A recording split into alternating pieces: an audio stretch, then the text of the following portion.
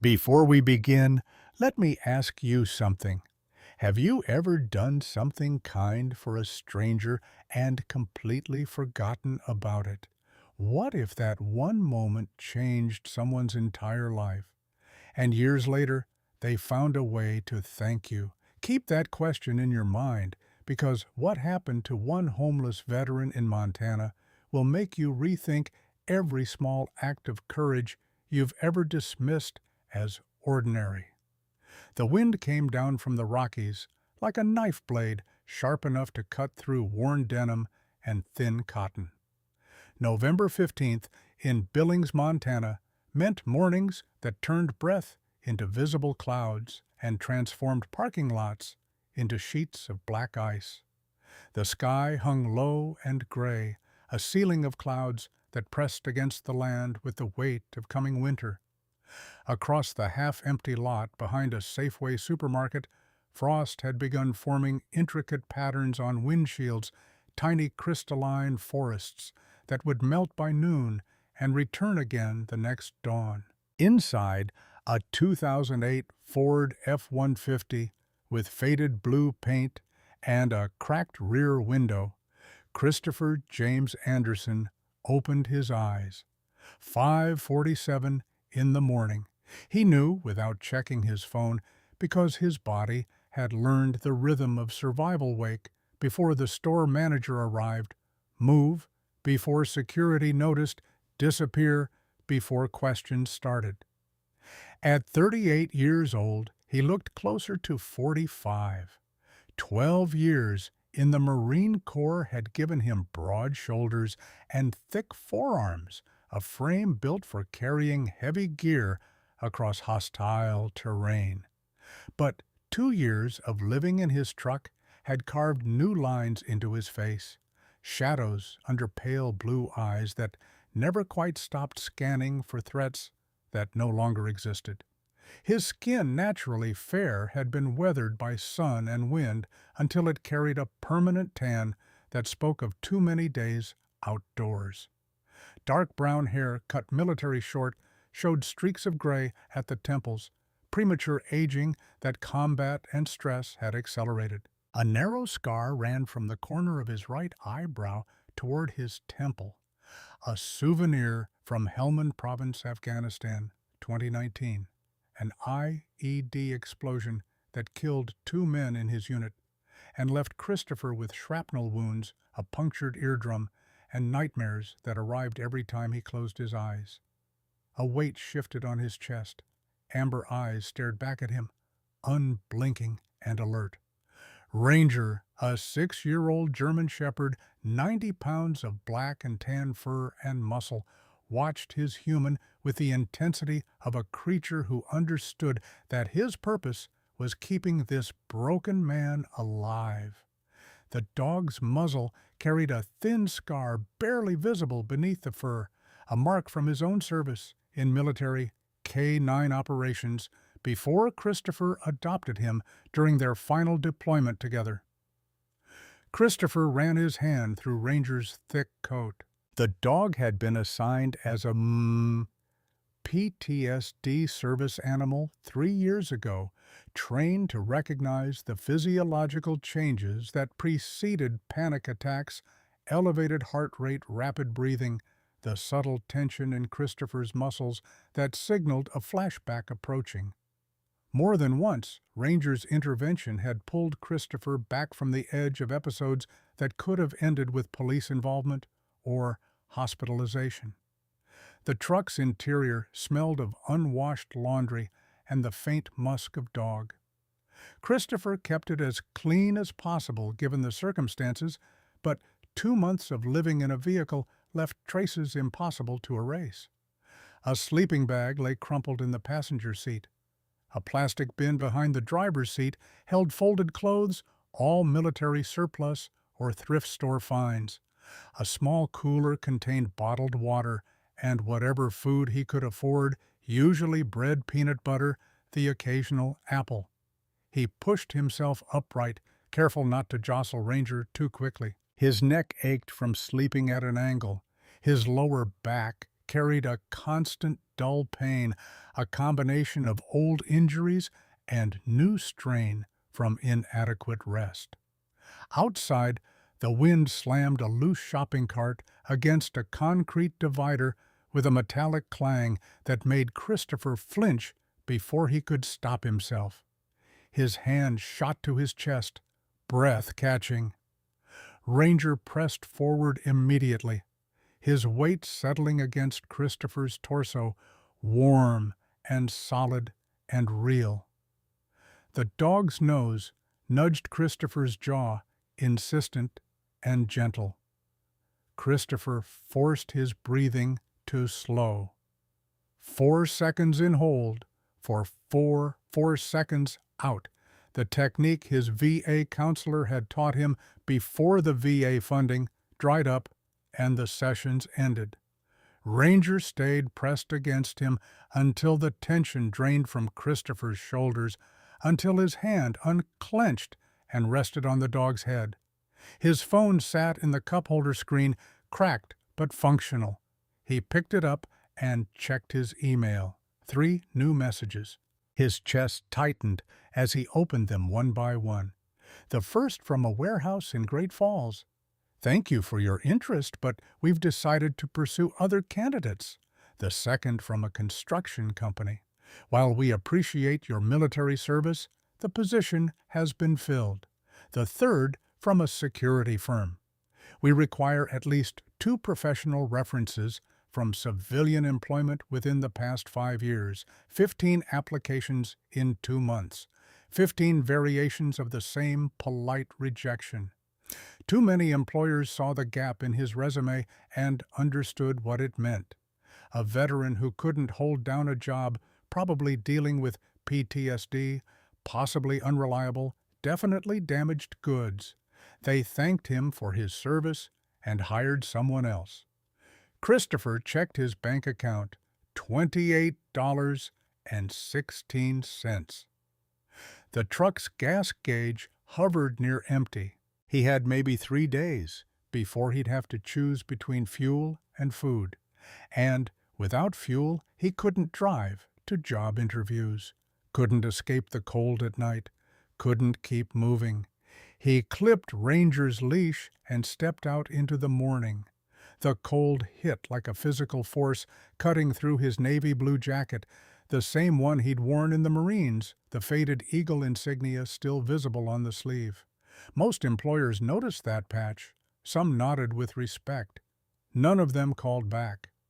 Ranger trotted beside him across the parking lot toward a narrow strip of frozen grass near the sidewalk. The dog moved with military discipline, nose to the ground, scanning the area with the thoroughness of a creature who'd been trained to detect explosives and threats. Even in retirement, even as a service animal, Ranger had never fully left the war either.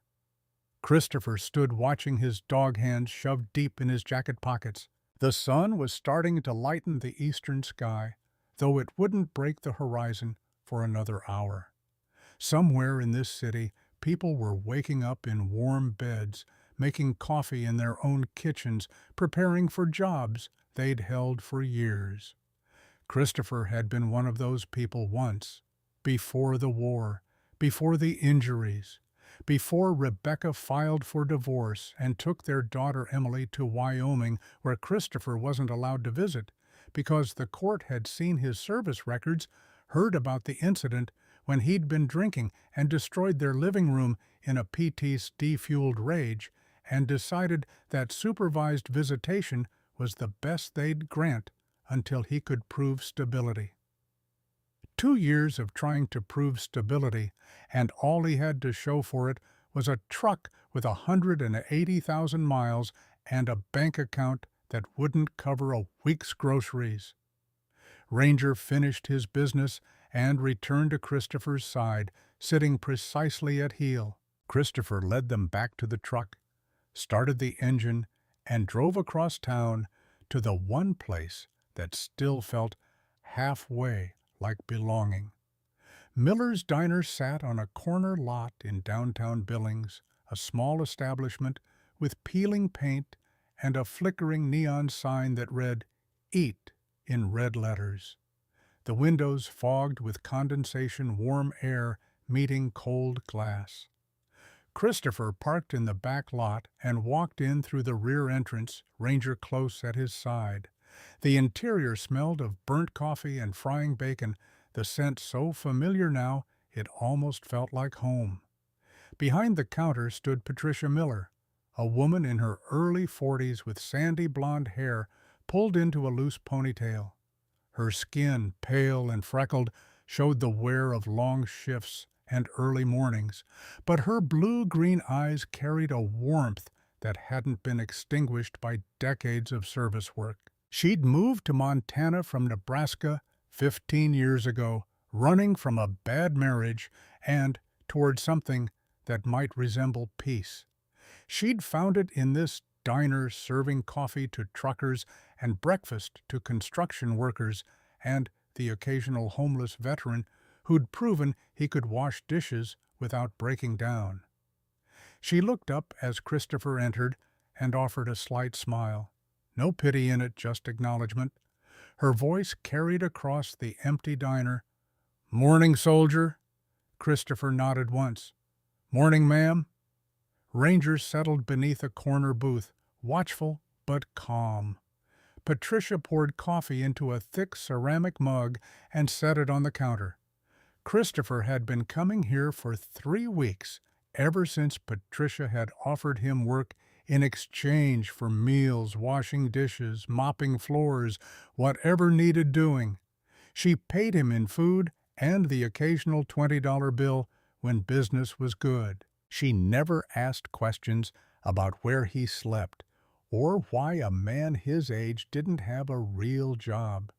Some people understood that questions only made the shame worse. Christopher slid onto a stool and wrapped his hands around the mug, letting the heat seep into his fingers. Patricia refilled the cream dispenser nearby, working in the comfortable silence of someone who'd learned when to talk and when to simply be present. Finally, she spoke, her voice low. "You hear anything back from those jobs?" Christopher shook his head. "Nope." Patricia sighed, but didn't push further. She'd been a Navy wife before the divorce, married to a submariner who'd done 3 deployments and come back a stranger. She recognized the signs, the way Christopher's eyes tracked every person who entered the diner, the way his shoulders tensed at sudden noises, the way Ranger never fully relaxed, even when lying down. She'd seen it in her ex-husband, watched it destroy their marriage, learned that sometimes the best thing you could offer was just space to exist, without judgment. Halfway through his coffee, Christopher's phone buzzed. Unknown number. He stared at the screen, debating whether to answer. Scam calls had become routine, extended car warranties, final notices about taxes. He didn't owe debt collectors looking for someone else. But something made him swipe to accept. His voice came out rough from disuse. "Christopher Anderson." The voice on the other end was male, calm, with a faint Nebraska accent that stretched vowels just slightly. "Mr. Anderson, my name is Kenneth Wright. I'm an attorney calling from North Platte, Nebraska, from the firm Wright and Associates." Christopher's brow furrowed. "I think you've got the wrong number."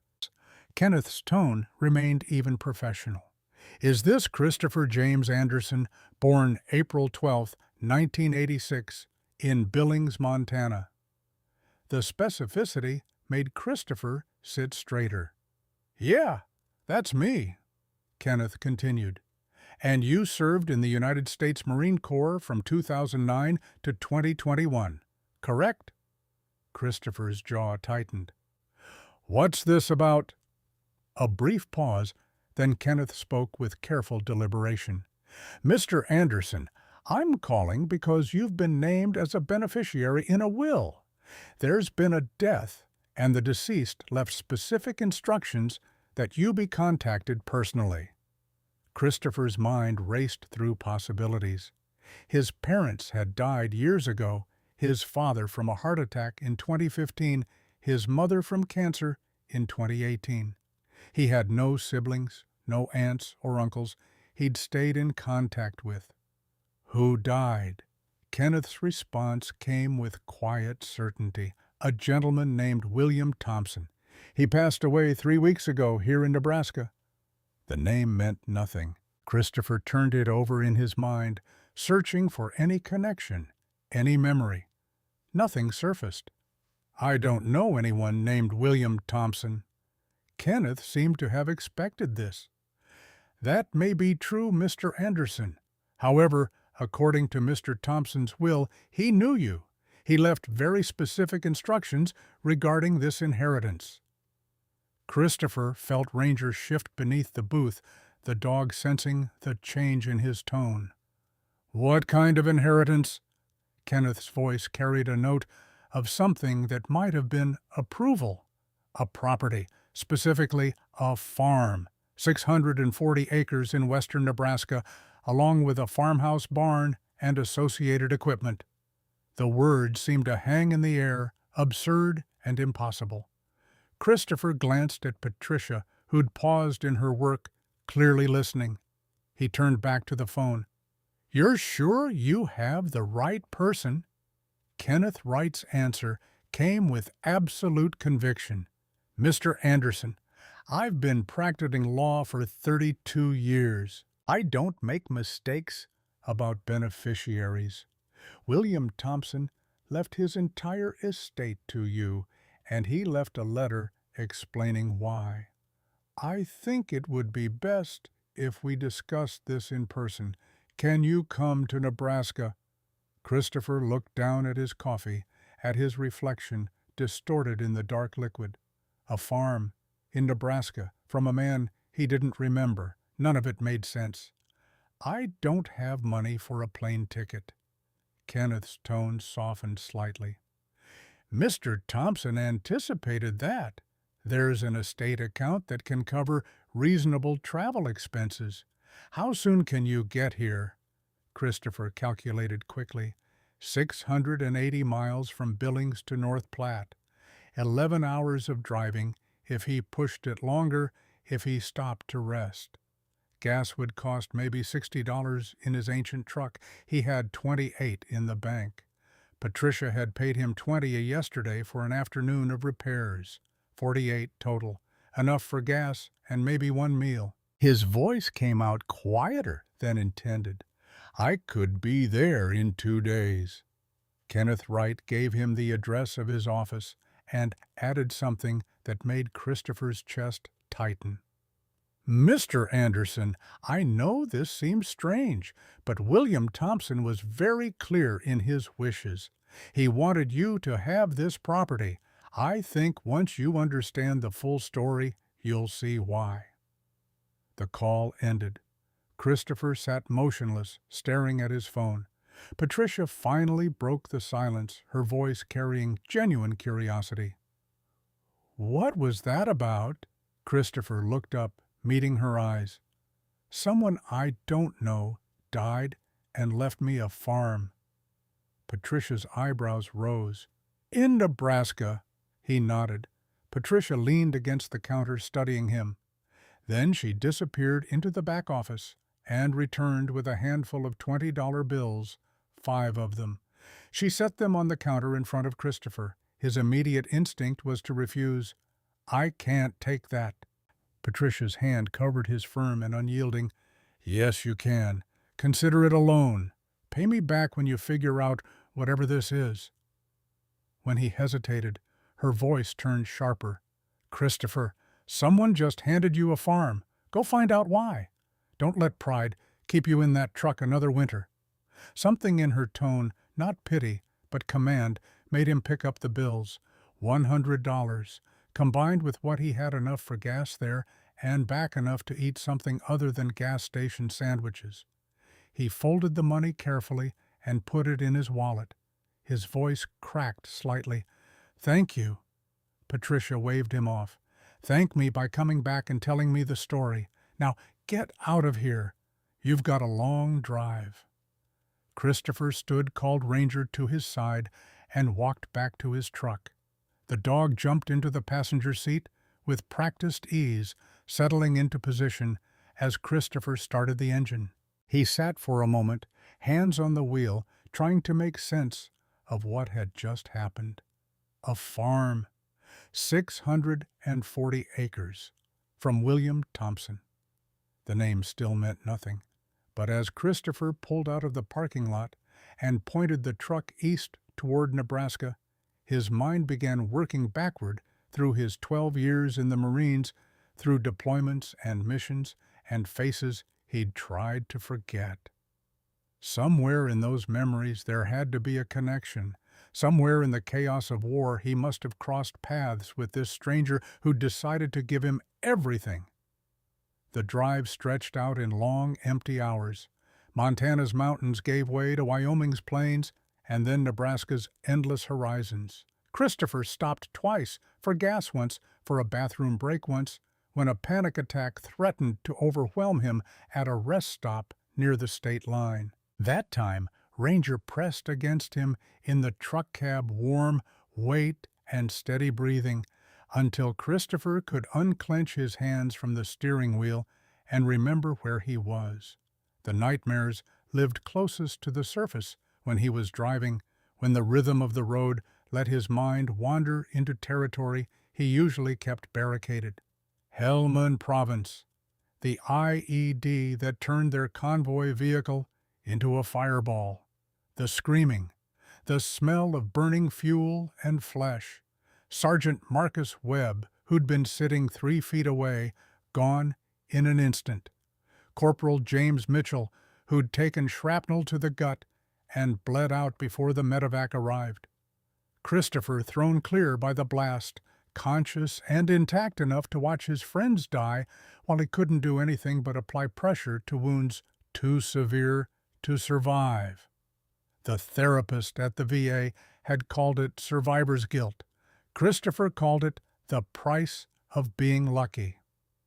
By the time he crossed into Nebraska, the sun had set and risen again. He'd slept 3 hours in a rest stop parking lot. Ranger curled against him in the cramped truck cab, both of them shivering despite the sleeping bag. Now approaching North Platte in the gray light of late afternoon, Christopher felt exhaustion settling into his bones. The town appeared gradually rising from the plains like something reluctant to exist. Small, practical, built on agriculture and railroad history. Nothing dramatic, nothing that suggested life-changing revelations waited in a lawyer's office. Christopher followed his phone's GPS to a 4-story brick building downtown, older, but maintained the kind of structure that had stood since the 1960s and would probably stand another 60 years. Wright and Associates occupied the 4th floor. Christopher rode the elevator up, Ranger at his side, and stepped into a reception area decorated with dark wood furniture and framed photographs of Nebraska farmland. A young receptionist with dark hair and a professional smile directed him to Kenneth Wright's office. The lawyer who stood to greet him was 58 years old, tall and thin, with silver-gray hair combed neatly back and wire-rimmed glasses perched on his nose.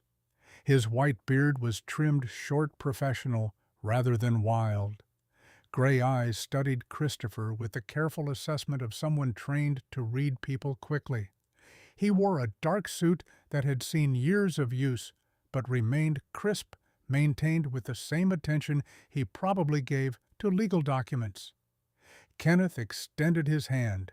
His grip was firm, his skin cool and dry.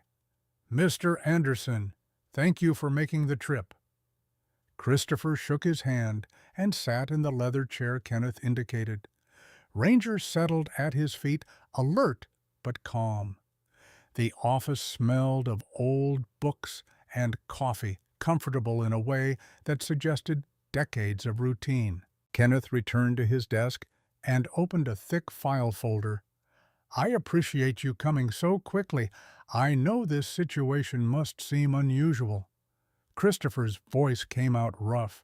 Still not sure why I'm here. Kenneth nodded and pulled a photograph from the folder, sliding it across the desk. This was William Thompson. The photo showed an elderly white man standing beside a modest farmhouse, fields of wheat visible in the background. He looked to be in his late 60s or early 70s, with a broad chest and thick forearms that spoke of a lifetime of manual labor. His skin was deeply tanned, weathered by decades of sun and wind. A gray mustache covered his upper lip, and deep wrinkles lined the corners of his eyes, the kind that came from squinting against bright horizons. He wore faded denim overalls and a wide-brimmed work hat that cast his face partially in shadow. Christopher studied the image. Something about the man's build, the way he stood with weight on both feet solid and grounded, it triggered a vague sense of familiarity, the way strangers sometimes resembled other people you'd known, but no specific memory attached itself to the face.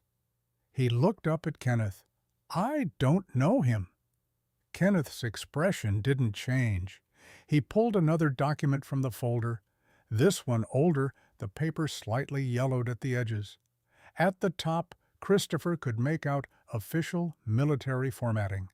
His chest tightened as fragments of text became clear. Location Northern Syria. Date June 2016. Kenneth tapped the document lightly. Does this help? And suddenly, like a door opening in his mind, Christopher was back in the desert. June 2016.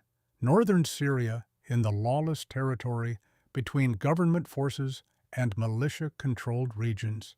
Christopher had been 28 years old, a corporal in a Marine Corps security force unit attached to a humanitarian mission. Not combat operations officially, but security for American civilians working to rebuild infrastructure destroyed by years of war. Agricultural engineers, water specialists, medical personnel, people trying to fix what violence had broken. The day had been routine until it wasn't. Their convoy of 3 vehicles transporting 8 civilian workers back to the extraction point. Then the ambush militia fighters appearing from buildings along the narrow road, automatic weapons fire tearing through metal and glass. The driver of the lead vehicle hit the truck, swerving into a concrete barrier. Civilians scrambling out, taking cover behind whatever solid objects they could find. Christopher and his team had moved immediately, returning fire, establishing a perimeter. The firefight lasted maybe 4 minutes, though it felt like hours. When the militia fighters pulled back, outgunned by trained Marines, the extraction began. Loading civilians into the armored transport vehicle. 8 people, some wounded, all terrified. Christopher remembered an older man, white, probably in his 60s, with blood soaking through his left sleeve, where a bullet had grazed him. But instead of climbing into the truck, he'd stayed behind helping another worker, a younger woman who'd twisted her ankle toward safety first. Christopher had grabbed him by his uninjured arm, practically dragging him toward the vehicle as bullets cracked overhead. The man had kept saying the same thing, his voice hoarse. The others. First get the others first. Christopher had shoved him into the truck, climbed in after him, and the vehicle had pulled away, with rounds pinging off armor plating. The entire extraction, 3 minutes and 40 seconds start to finish. Christopher had never learned the man's name. The civilians had been handed off to another unit for transport back to the Turkish border, and Christopher's team had returned to their base. Just another mission in a deployment full of missions. But that older man with the gray mustache and the blood on his sleeve, refusing to leave until everyone else was safe, that had been William Thompson. Kenneth Wright watched Christopher's face and seemed to see the moment recognition clicked into place. His voice remained calm. "You remember now." Christopher's throat felt tight. "Syria. The convoy extraction." Kenneth nodded and pulled out another document, this one a series of printed emails and letters. After Mr. Thompson returned to the United States, he spent considerable time trying to identify the Marine unit that had saved him. The military doesn't release that information easily, but Mr. Thompson was persistent. It took him nearly 2 years to learn your name. Christopher stared at the papers, seeing William Thompson's handwriting on several of the letters, neat, careful script that wobbled slightly with age. Kenneth continued, "Once he had your name, he chose not to contact you directly. According to his notes, he believed soldiers deserved the chance to move forward without strangers reopening memories of war." Kenneth opened another folder and revealed more handwritten pages. However, he never forgot what happened that day. He had no children, Mr. Anderson, no wife. His younger brother died in 1998. The farm had been in the Thompson family since 1924, but he was the last Thompson who knew how to work it. The lawyer slid a final document across the desk, William Thompson's will notarized and official. Kenneth's finger tapped a paragraph near the middle. He made his decision about 18 months ago when his health began declining. He wanted the property to go to someone specific. Christopher read the paragraph.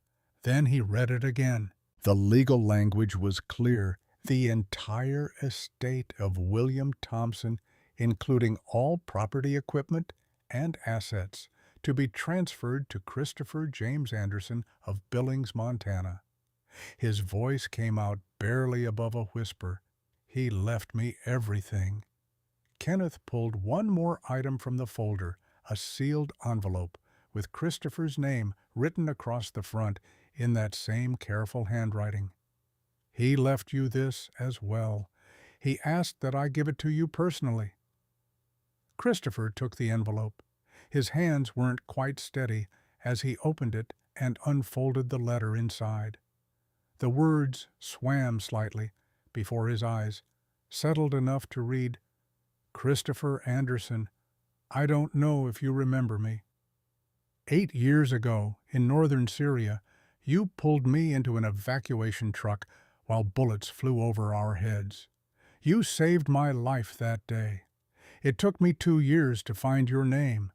The military doesn't give out information easily. But I never stopped looking because I needed to know the name of the young Marine who gave me a second chance. I've spent these 8 years working this land, watching crops grow, seeing seasons change. Every harvest I thought about you. Every sunrise over these fields I wondered if you made it home safe. I have no children, no wife.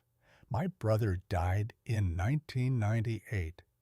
This farm has been in the Thompson family since 1924, but I'm the last Thompson who knows how to work it, so I'm leaving it to you.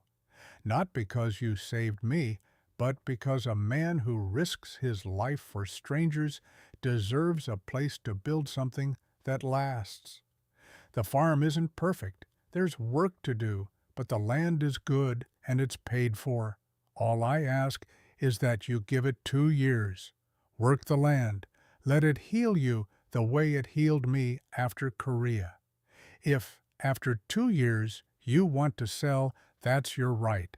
But I hope you'll stay. Semper Fi, Christopher. William Thompson, Sergeant. USMC Korea, 1952 to 1954.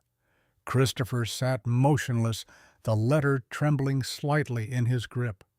Ranger shifted at his feet, sensing the change in his breathing. The office had gone very quiet. Kenneth Wright folded his hands and waited. Finally, Christopher looked up. His voice came out rougher than he intended. 2 years! Kenneth nodded. "It's a condition in the will. You must work the farm for a minimum of 2 years before you're permitted to sell. If you abandon the property before that time, it reverts to Lincoln County." Mr. Thompson wanted to ensure the land went to someone who would at least try. Christopher looked back at the letter at the signature. Semper Fi, always faithful. The Marine Corps motto shared between men who understood what it meant to serve. Kenneth continued his tone, shifting to practical matters. "I should explain what you're inheriting. The property consists of 640 acres of farmland located 18 miles west of here off County Road 68. There's a farmhouse built in 1962, a barn of approximately 3,200 square feet, 3 grain silos, and various pieces of farming equipment, including a 1982 John Deere tractor." He pulled out more papers, spreading them across the desk. "However, there are also debts associated with the property." Mr. Thompson fell behind on property taxes during his final year due to medical expenses. The amount due is $8,400 payable within 90 days, or the property will be subject to tax sale. There's also an equipment loan with the bank totaling $12,000. Christopher felt his brief moment of hope beginning to crack. "So I inherit $20,000 in debt." Kenneth's expression softened slightly. Mr. Thompson anticipated this. He set aside $15,000 in an estate account specifically to help you get started. It should cover the taxes and provide some working capital. He slid a bank statement across the desk showing the account balance. 15,000 minus 8,400 for taxes left, 6,600. Minus 12,000 for the loan meant Christopher would be $5,400 in the hole immediately. His mind, trained by 2 years of survival math, calculated automatically. He looked at Kenneth. "If I can't pay the loan," Kenneth's answer was honest, "the bank holds a lien on the equipment. They can seize it. Without equipment, farming becomes extremely difficult." Christopher sat back in the chair, feeling the weight of impossible choices settling on his shoulders. A farm he didn't know how to run, debt he couldn't pay, a dead man's dream that he'd inherit something he'd inevitably lose. But the alternative was his truck in Montana. $28 in the bank, no job prospects, no path forward. Kenneth seemed to read his thoughts. Mr. Anderson William Thompson was a practical man. He wouldn't have left you this property if he didn't believe you could succeed. He also left detailed farming journals, contact information for neighbors who can help, and a business plan for transitioning to higher value crops. He thought of everything. Christopher looked at the lawyer, then at the letter, then at Ranger, who watched him with those steady, amber eyes that never judged, never doubted. The dog had pulled him through 2 years of homelessness and PTSD. Maybe he could pull him through this too. His voice came out steady, though it didn't feel steady. "I want to see it. The farm." Kenneth Wright smiled for the first time since Christopher had entered the office. "I was hoping you'd say that." The drive west from North Platte took 23 minutes along Highway 30, then south on County Road 68. The landscape opened up into rolling plains fields, stretching toward horizons that seemed impossibly distant. This was different from Montana's mountains, different from Afghanistan's deserts. This was space emptiness land that went on until it met sky. Kenneth drove his own vehicle, a practical sedan, with Christopher following in his truck. Ranger sat upright in the passenger seat, ears forward, watching this new territory with alert interest. The road turned from pavement to gravel dust, kicking up behind the tires. Then Kenneth's brake lights flashed, and he turned into a long driveway. The farmhouse appeared first set back from the road by maybe 200 yards. White wood siding, 2 stories with a porch that wrapped around the front. The paint had faded and begun peeling in places, but the structure looked sound. Behind it stood the barn, painted red, but weathered to a rust color in places. 3 cylindrical grain silos rose beside it, metal gleaming dully in the afternoon light. And beyond everything, the fields. 640 acres of possibility, some sections showing the dark soil of recent cultivation, others overgrown with late-season grass.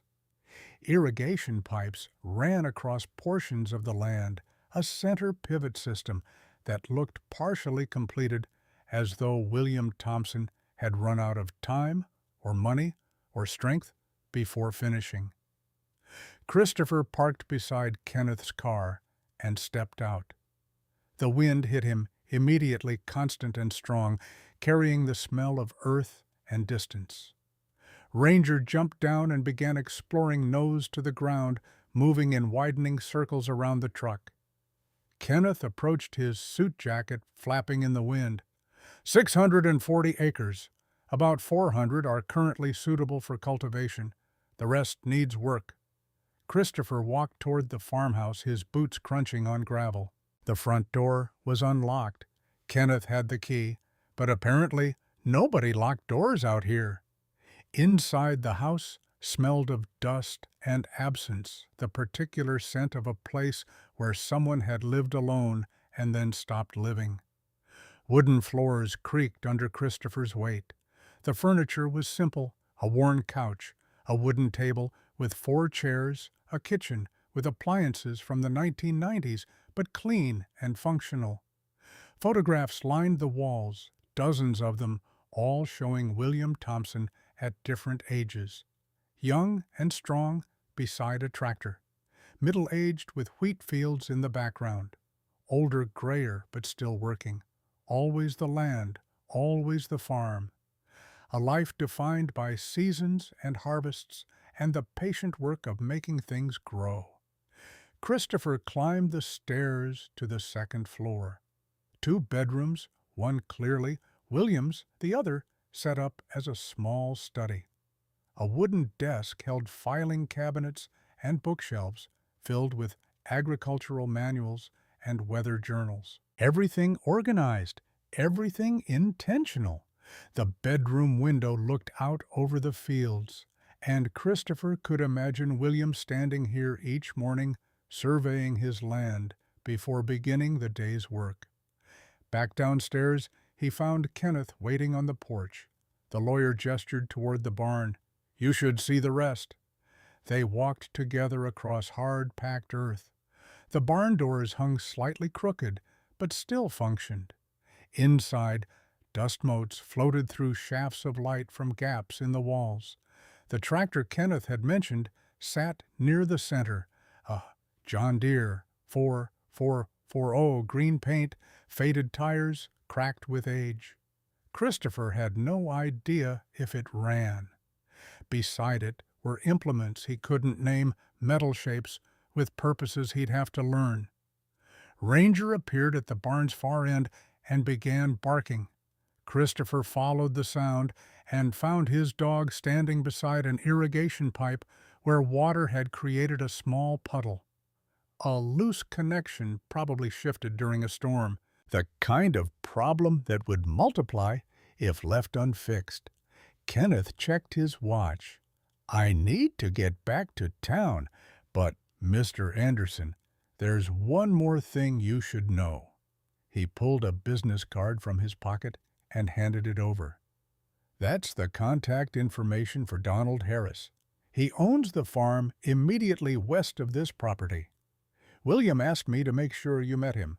Donald was his closest friend, and he knows everything about farming in this area." Christopher took the card, studying the name. Donald Harris Family Farm, with a phone number written below. Kenneth continued, "William also left you keys to the house and barn. The utilities are still connected. The estate is covering them for another month. After that, you'll need to set up accounts in your name." He paused, his expression turning serious. "Mr. Anderson, I won't pretend this will be easy. Farming is difficult, even for people who grew up doing it.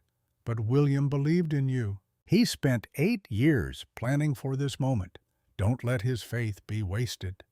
The lawyer extended his hand one final time. Christopher shook it, and Kenneth walked back to his car, leaving Christopher alone with 640 acres and a future he couldn't begin to imagine. He stood on the porch as the sun began lowering toward the horizon, painting the fields in shades of gold and amber.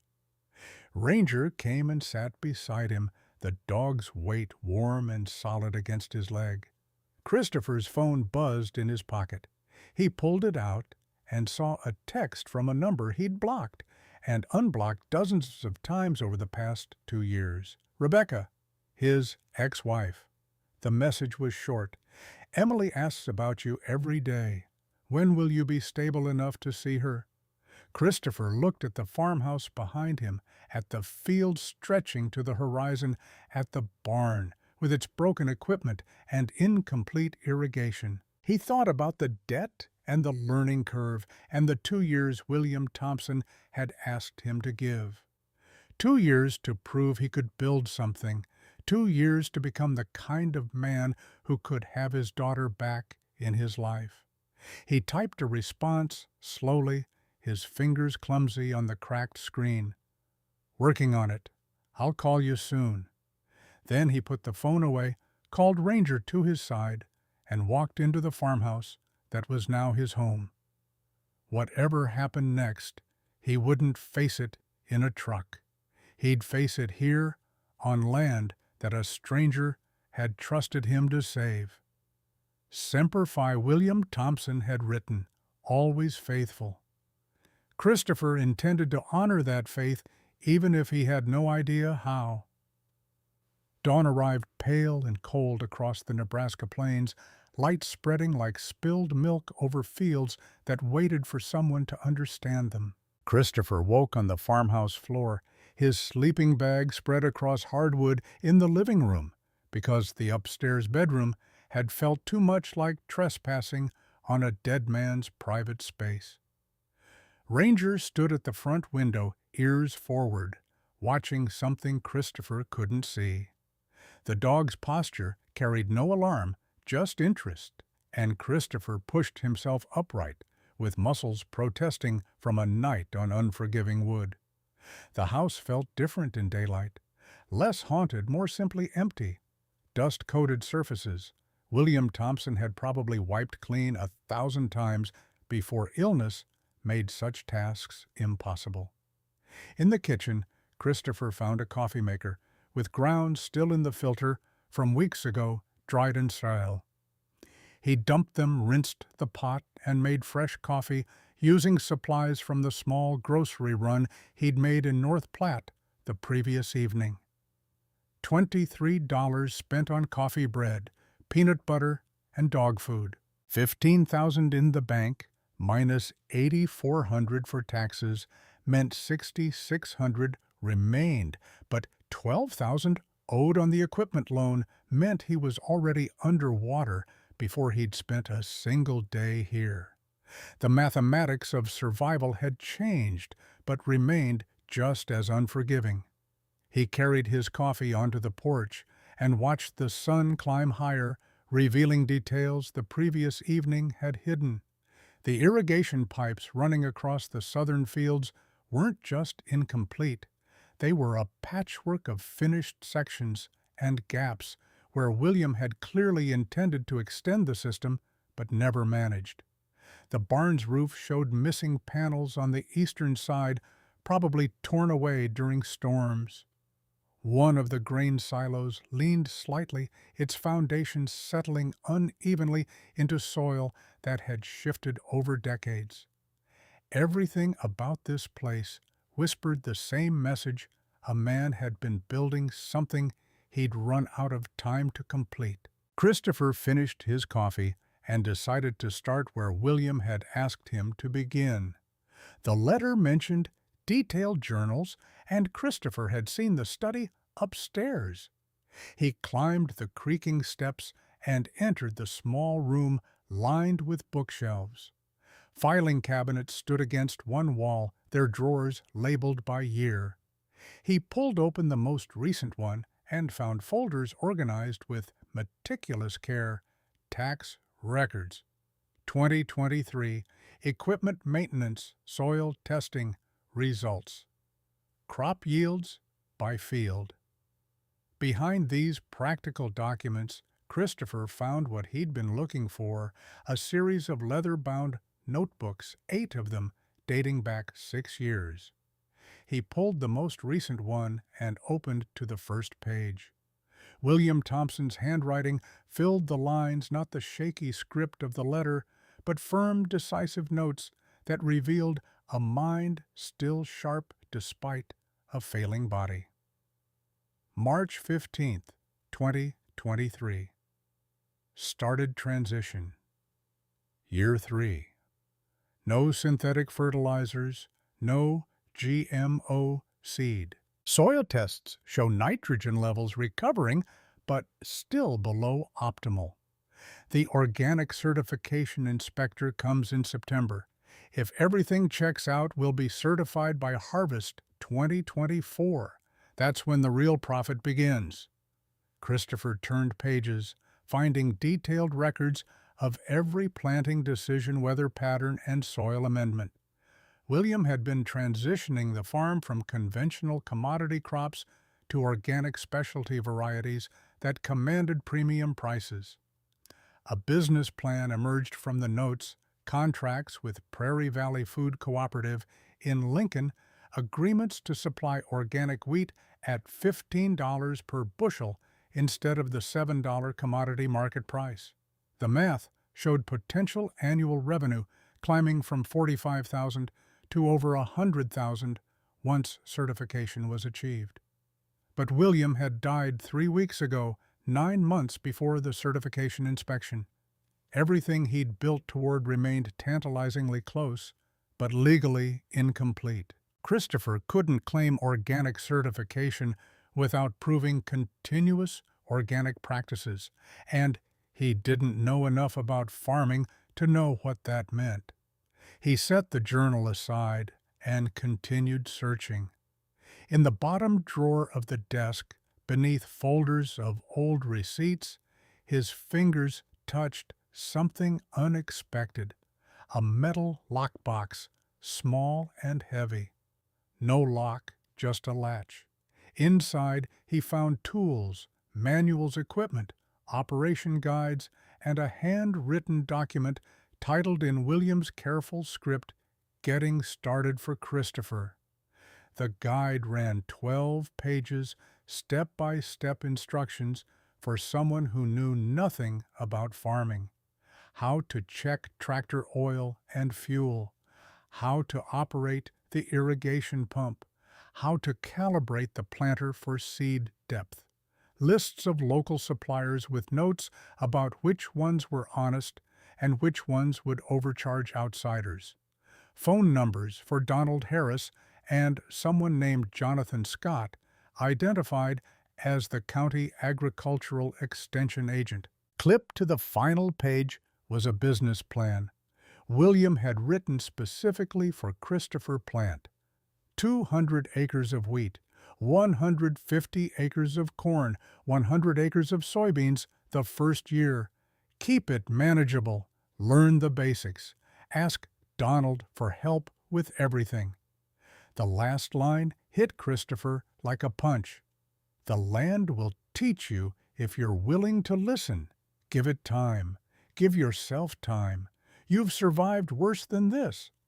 He sat holding the guide, thinking about a man who'd spent 8 years planning for this moment, who'd organized everything so carefully that a stranger with no experience might have a chance. William Thompson had saved Christopher's life in Syria by existing, by being someone worth pulling into a truck. Now he was trying to save it again by giving him purpose and detailed instructions and faith that maybe Christopher didn't deserve but desperately needed. Ranger appeared at the study door and whined softly, his signal that Christopher's breathing had changed, that stress was building toward something dangerous. Christopher forced himself to inhale slowly, to focus on the present instead of the weight of expectation crushing down. The dog came closer, pressing his solid warmth against Christopher's leg. His voice came out rough. "We can do this right." Ranger's tail wagged once, uncertain but willing. Christopher descended the stairs and discovered the door he'd missed the previous evening, a wooden panel in the kitchen floor, nearly invisible until you knew to look. He lifted it and found stone steps leading down into darkness. A pull string activated a bare bulb that cast harsh light across a cellar room, roughly 20 by 20 feet, the ceiling low enough that Christopher had to duck slightly. The space smelled of earth and preserved food, cool air that never quite warmed even in summer. Along the walls stood metal shelving units loaded with supplies William had stockpiled. Sealed bags of seed, wheat, corn, soybeans stacked neatly with labels showing variety and purchase date.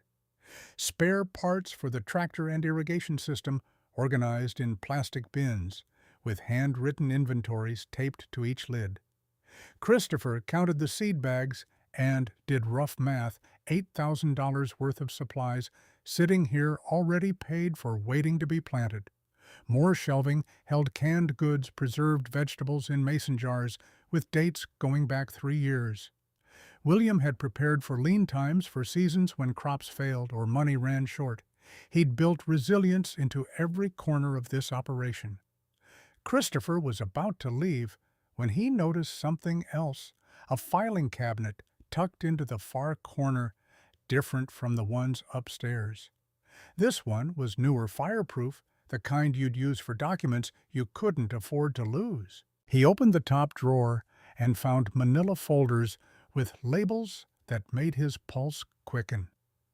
USDA programs, grant applications, cooperative contracts, organic certification. The grant application folder held partially completed paperwork for something called the Beginning Farmer and Rancher Development Program. William had started the application in early 2023, but apparently never finished. Christopher skimmed the requirements, veterans transitioning to agriculture, seeking funding for equipment and operating costs, maximum award of $25,000. The deadline had passed, but a note in William's handwriting on the cover sheet read, "Reapplies annually. Next deadline, March 1st, 3 months away." Too far to help with immediate problems, but Christopher filed the information away anyway. The cooperative contracts showed Prairie Valley Food Cooperative had been buying from William for 2 years, small quantities of transitional organic crops at premium prices. The most recent contract, signed 6 months before William's death, guaranteed purchase of 100% of the farm's organic wheat harvest at $15 per bushel, contingent on certification being achieved by September 2024. Christopher carried the folders upstairs and spread them across the kitchen table. A picture was forming of what William had been building, a sustainable operation that could support someone long-term, not through massive scale, but through quality and specialty markets. The kind of farming that required knowledge and patience, but could provide steady income once established. The kind of farming Christopher had no idea how to do. His phone showed 8:30 in the morning. Kenneth Wright had given him Donald Harris's number, and William's guide had emphasized the same name repeatedly. Ask Donald. Learn from Donald. Donald knows everything. Christopher stared at the business card, feeling the familiar resistance to asking for help that had been ground into him by military culture and reinforced by 2 years of failed attempts at civilian life. But William had trusted this person enough to make him part of the plan. That had to mean something. He dialed the number. 3 rings, then a voice answered male and deep with a Nebraska accent that turned vowels into musical notes. Harris Farm. Christopher's throat tightened. "Mr. Harris, my name is Christopher Anderson. Kenneth Wright gave me your number. I inherited William Thompson's farm." A pause. Then the voice came back warmer. "Christopher, Bill told me to expect you. I'm Donald Harris. Bill was my best friend for 23 years. Another pause, weighted with something that might have been grief. "I've been waiting for you to call. Where are you right now?" "At the farm, the Thompson farm." "I'll be there in 15 minutes. Put coffee on if you've got it." The line went dead. Christopher stared at his phone, then at Ranger.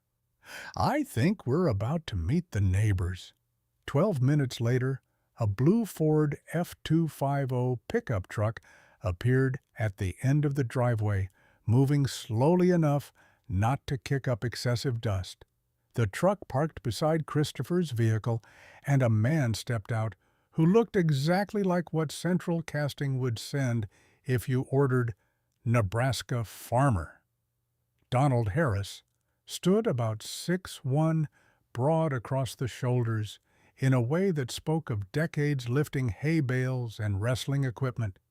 His thick beard, mostly brown, but graying at the edges, covered the lower half of a face weathered by sun and wind into permanent tan. Blue eyes studied Christopher with the careful assessment of someone who'd learned to judge character quickly. He wore faded jeans, work boots, scuffed nearly white, and a flannel shirt with the sleeves rolled to expose forearms roped with muscle. He approached with a hand extended, his grip firm and calloused.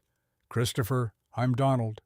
Then he noticed Ranger, and his expression shifted to something softer. "And who's this?" "Ranger, PTSD, service dog." Donald crouched down to Ranger's level, letting the dog sniff his hand before scratching behind the ears with the confidence of someone who'd worked with animals his entire life. "Bill mentioned you'd been through it. Marines, right?" 12 years. Donald stood and nodded once, the kind of acknowledgement that required no further discussion. "Bill served too. Korea 52 to 54. Never talked about it much, but I could tell. Some things you carry forever." He glanced toward the farmhouse. "You offer me coffee, or we just standing in the driveway?" Inside, Donald accepted the mug Christopher poured and settled into a kitchen chair like he'd done it 1,000 times before, which he probably had. His gaze moved around the room, landing on familiar objects with the weight of memory. "Bill and I met in 1981. I was 12, he was 27, already running this place after his father died. Used to come over here after school, help with whatever needed doing. He taught me half of what I know about farming." Donald's voice carried the texture of old friendship.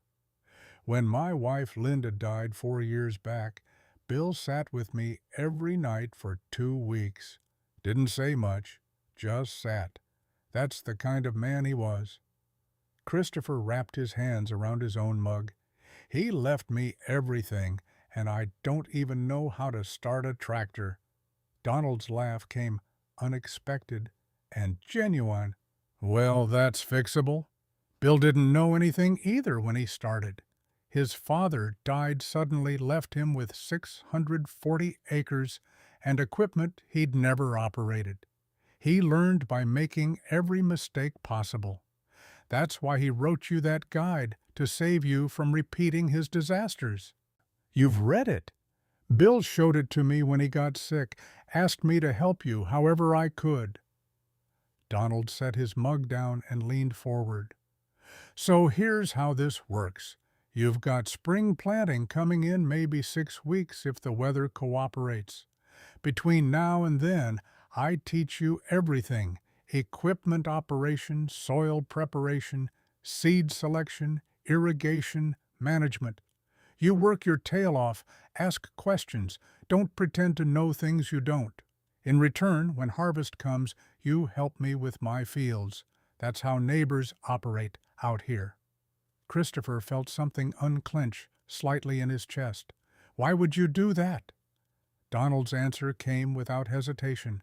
Because Bill asked me to. And because a Marine who pulled my best friend out of a war zone deserves a chance to make this work. He stood and gestured toward the door. Come on, let's see if that tractor still runs. The John Deere 44440 sat in the barn, exactly where Christopher had last seen it. Green paint faded to sage in places, decades of use evident in every worn surface. Donald circled it slowly, running his hands over components with the familiarity of long acquaintance. Built in 1982, so she's 42 years old, but these old Deeres run forever if you maintain them right, and Bill was meticulous. Donald pulled open the hood and peered at the engine. Battery's probably dead, fuel's probably stale. We'll need to drain the tank, replace the fuel filter, put in fresh diesel. Check the oil, inspect the hydraulics, grease every fitting. 3, maybe 4 hours of work. Christopher absorbed the information like battlefield intelligence. Identify the problem, create a plan, execute. What do we need? Donald grinned. Tools are in that cabinet. Fresh diesel in those cans over there. Bill kept everything stocked. We need a new battery, which means a trip to town. But first, let's see what else is broken. They worked through the morning, Donald explaining every step while Christopher's hands learned the feeling of mechanical systems. How to check engine oil by reading the dipstick properly, not just glancing at it. How to identify wear in hydraulic hoses by looking for cracks and soft spots. How to test fuel filters for contamination. The work carried a meditative quality, problems that had solutions, tasks with clear beginnings and endings. By noon, they'd identified what needed replacing: battery, fuel filter, 2 hydraulic hoses, showing age, cracks, and oil that had gone thick from sitting too long. Donald made a list and handed it to Christopher. Farm supply store in North Platte will have all of this. You're looking at maybe $250 total. While you're there, pick up a service manual for this model tractor. They'll have it behind the counter.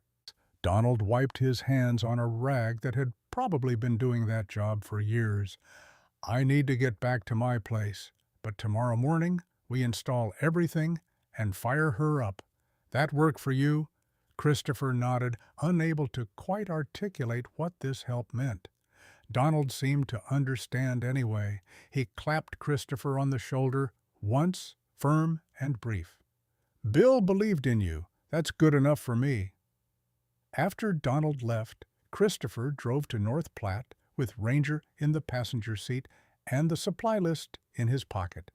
The farm store was exactly what he expected: cavernous metal building, narrow aisles, packed with everything from chicken feed to fence posts, employees who could identify parts by sight and knew every customer by name. The clerk behind the counter, a woman in her 60s with reading glasses on a chain, studied Christopher's list. Thompson Farm. Yes, ma'am. Her expression softened. Heard Bill passed. He was a good man. You're the veteran he left the place to. News apparently traveled at light speed in small counties. Yes, ma'am. She gathered the parts without further questions, added the service manual Donald had mentioned, and rang everything up: $263. Christopher handed over his debit card and watched his available balance drop to $6,337. Still 12,000 in debt, but at least the tractor would run. Back at the farm, Christopher spent the afternoon reading the service manual, cover to cover, memorizing diagrams and procedures the way he'd once memorized tactical protocols. Ranger sprawled on the floor beside him, content to simply be present. As evening approached, Christopher's phone rang. Rebecca's number. He stared at it for 3 rings before answering. "Hey." Her voice carried the careful neutrality of someone who'd learned not to expect much. "You said you'd call. It's been 2 days." "I'm in Nebraska." "Some things happened." He explained briefly about the inheritance, the farm, the debt leaving out the parts that would sound like failure, waiting to happen. Rebecca's silence stretched long enough that Christopher thought the connection had dropped. Then, "So you're farming now. You don't know anything about farming." "I'm learning." "Christopher, this sounds like another—" She caught herself, but he knew what she'd been about to say. Another doomed plan, another optimistic start that would end in disappointment. "Look, Emily's asking about you. She's 8 now. She understands that you weren't stable, but she still asks." Christopher's throat tightened. "I want to see her. I'm getting stable. This place, it's real. It's something I can build." "How long until you're stable enough for supervised visits?" The question carried no malice, just exhaustion. Rebecca had supported him through his worst post-deployment months, watched PTSD tear him apart.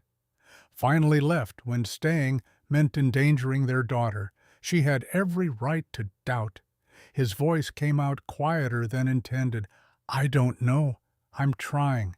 That's all I can say."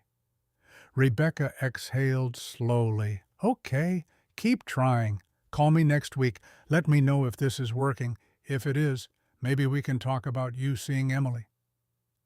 The line went dead. Christopher sat holding the phone ranger's weight, settling against his leg in the gathering darkness. The next morning, Donald arrived at 7 with a toolbox and what he called proper farm breakfast, bacon, eggs, and biscuits his 16-year-old daughter Amanda had made. The girl followed him out of the truck, tall and blonde, with her mother's features and her father's cautious eyes. She offered a shy wave. Donald made introductions. "Amanda, this is Christopher. Christopher, my daughter. She's helping today because school's out and because she wants to study agriculture at UNL." Amanda ducked her head. "Mr. Thompson used to let me help with his gardens. He taught me about soil pH and crop rotation." Her voice caught slightly. "I miss him." "He talked about you," Christopher said, though he had no idea if that was true. But Amanda's expression brightened enough that the small lie seemed justified. They worked through the morning, installing new parts, Donald narrating each step while Amanda handed him tools with the practiced efficiency of someone who'd done this routine for years. By 10:30, the moment of truth arrived. Donald climbed into the tractor's seat and turned the key. The engine coughed again, then settled into a steady rumble that vibrated through the barn floor. Donald's grin was triumphant. "She runs."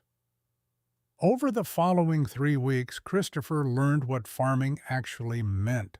Not romantic sunrises over amber fields, but brutal physical labor that left his muscles screaming and his hands blistered. Donald arrived most mornings at dawn, bringing coffee and instructions. They repaired irrigation pipes, tested water pressure, calibrated the planter for proper seed depth. Christopher learned to read soil moisture by feel to identify nitrogen deficiency, by the color of plant leaves from previous seasons, to understand how frost dates determined planting schedules. The work began changing him in ways he didn't fully recognize at first. The panic attacks that had plagued him 2 or 3 times daily in Montana started decreasing. his body exhausted from 14-hour days of physical labor, slept deeper and longer. The nightmares still came, but less frequently, and when they did, Ranger's presence pulled him back before the flashbacks could fully take hold. Jonathan Scott, the agricultural extension agent Donald had mentioned, visited twice. He was 39, red-headed and pale, with glasses that kept sliding down his nose, and an enthusiasm for farming science that bordered on evangelical. He'd reviewed William's journals and confirmed what Christopher had suspected: the organic transition plan was sound, but completing it would require continuing the exact practices William had established. Jonathan spread soil test results across the kitchen table. William didn't use synthetic fertilizers for 3 years. That's huge. The soil's recovering its natural microbial balance. One more year of organic practices, and you can apply for certification. Once you're certified, Prairie Valley Co-op will pay premium prices that'll triple your revenue. Christopher stared at the numbers. What if I mess it up? Use the wrong fertilizer or plant the wrong seeds? Jonathan's answer was blunt. Then you start the 3-year clock over from zero. Organic certification doesn't forgive mistakes. The pressure of that responsibility settled on Christopher's shoulders like physical weight. One wrong decision could destroy years of William's careful work. But the most powerful changes happened quietly, in moments Christopher barely noticed, until they'd accumulated into something significant. The routine of waking at 5:30, feeding Ranger, checking equipment, preparing for the day's work. The satisfaction of repairing something broken, of seeing irrigation water flow where it hadn't before. The exhaustion that came from honest labor instead of aimless survival. One afternoon in late April, while Christopher and Donald were planting corn in the southern fields, the tractor's engine backfired. The sound, sharp, explosive, exactly like small arms fire, detonated something in Christopher's nervous system. He was out of the tractor before conscious thought engaged, hitting the ground in a combat crouch, heart-hammering breath coming in gasps. The Nebraska field disappeared, replaced by Afghan dust and the smell of burning fuel. Sergeant Webb, screaming, Corporal Mitchell's blood soaking into sand, the IED's shockwave throwing Christopher clear while his friends died. He couldn't breathe, couldn't see, couldn't wait on his chest, warm, solid, insistent. Ranger had appeared from somewhere lying across Christopher's torso, 90 pounds of grounding pressure. The dog's tongue found Christopher's face, licking with mechanical persistence. A whine soft and worried. Time stretched and contracted. Eventually, Christopher became aware of other sensations: hard earth beneath him, wind carrying the smell of fresh soil. Donald's voice somewhere nearby, but not pressing, not demanding. The flashback released its grip gradually. Christopher's vision cleared enough to see blue sky instead of dust. His breathing slowed from hyperventilation to something approaching normal. Ranger stayed on top of him, patient and unwavering. Donald sat cross-legged in the dirt a few feet away, not touching, not hovering, just present. When Christopher's eyes focused properly, the older man spoke quietly. "You back?" Christopher managed a nod. Bill used to have nightmares. Korea. He'd wake up screaming about frozen ground and Chinese mortars. It got better over the years, but it never left completely. Donald paused. He said the land helped. Something about working with soil, watching things grow, reminded him life keeps going. Christopher pushed himself to sitting, Ranger adjusting his position to maintain contact. His voice came out hoarse. "Sorry. Nothing to apologize for. War's a bastard that follows you home." Donald stood and offered his hand. Christopher took it, letting himself be pulled upright. "We're done for today. Go inside, rest. We'll finish this tomorrow."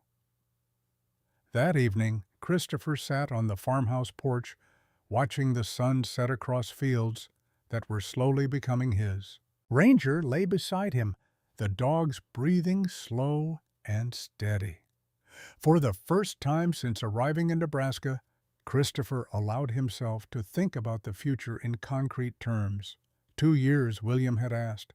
2 years of working this land, learning this life, building something that could last. 2 years to become someone Rebecca might trust with their daughter again. The thought crystallized into something approaching determination. He could do 2 years. He'd survived 12 years in the Marines, 2 years homeless, 18 months of divorce proceedings. He could survive farming, more than survive. He could succeed. But 5 weeks after Christopher arrived in Nebraska, success became immeasurably more complicated. The black Lexus sedan appeared at the farm on a Thursday afternoon in late May, pulling up the driveway with the cautious speed of someone unfamiliar with gravel roads. Christopher watched from the barn where he'd been organizing tools, Ranger at his side. A woman emerged from the driver's seat, dressed in a gray pantsuit. Too formal for rural Nebraska, carrying a leather briefcase that probably cost more than Christopher's truck. She approached with the confidence of someone delivering bad news professionally. Mid-30s brown hair pulled into a severe bun, expression carefully neutral. Her voice carried the clipped precision of legal training. "Christopher Anderson." "Yes?" "My name is Jennifer Williams. I'm an attorney from Lincoln. I represent Stephen Taylor." She paused, as though the name should mean something. When Christopher's expression didn't change, she continued, "William Thompson's son." The words hung in the air like a threat. Christopher felt his stomach drop. William didn't have children. Jennifer opened her briefcase and extracted a folder. "That's what Mr. Thompson told most people. But Stephen was born in 1987 when William was 33. The mother was Barbara Taylor, who worked seasonally on this farm. William and Barbara never married, and William never publicly acknowledged Stephen. However, he provided financial support." She handed Christopher documents, a birth certificate listing William Thompson as father, bank statements showing monthly transfers of $300 from 1987 through 2015, letters between William and someone named Barbara. Christopher scanned the papers, his legal knowledge limited to what he'd learned during his divorce. "Why are you telling me this?" Jennifer's expression remained professionally sympathetic. "Because under Nebraska inheritance law, biological children have rights even when not named in a will. Stephen is prepared to contest William's bequest to you. Such contests typically take 18 to 24 months in probate court and cost tens of thousands in legal fees." She paused for effect.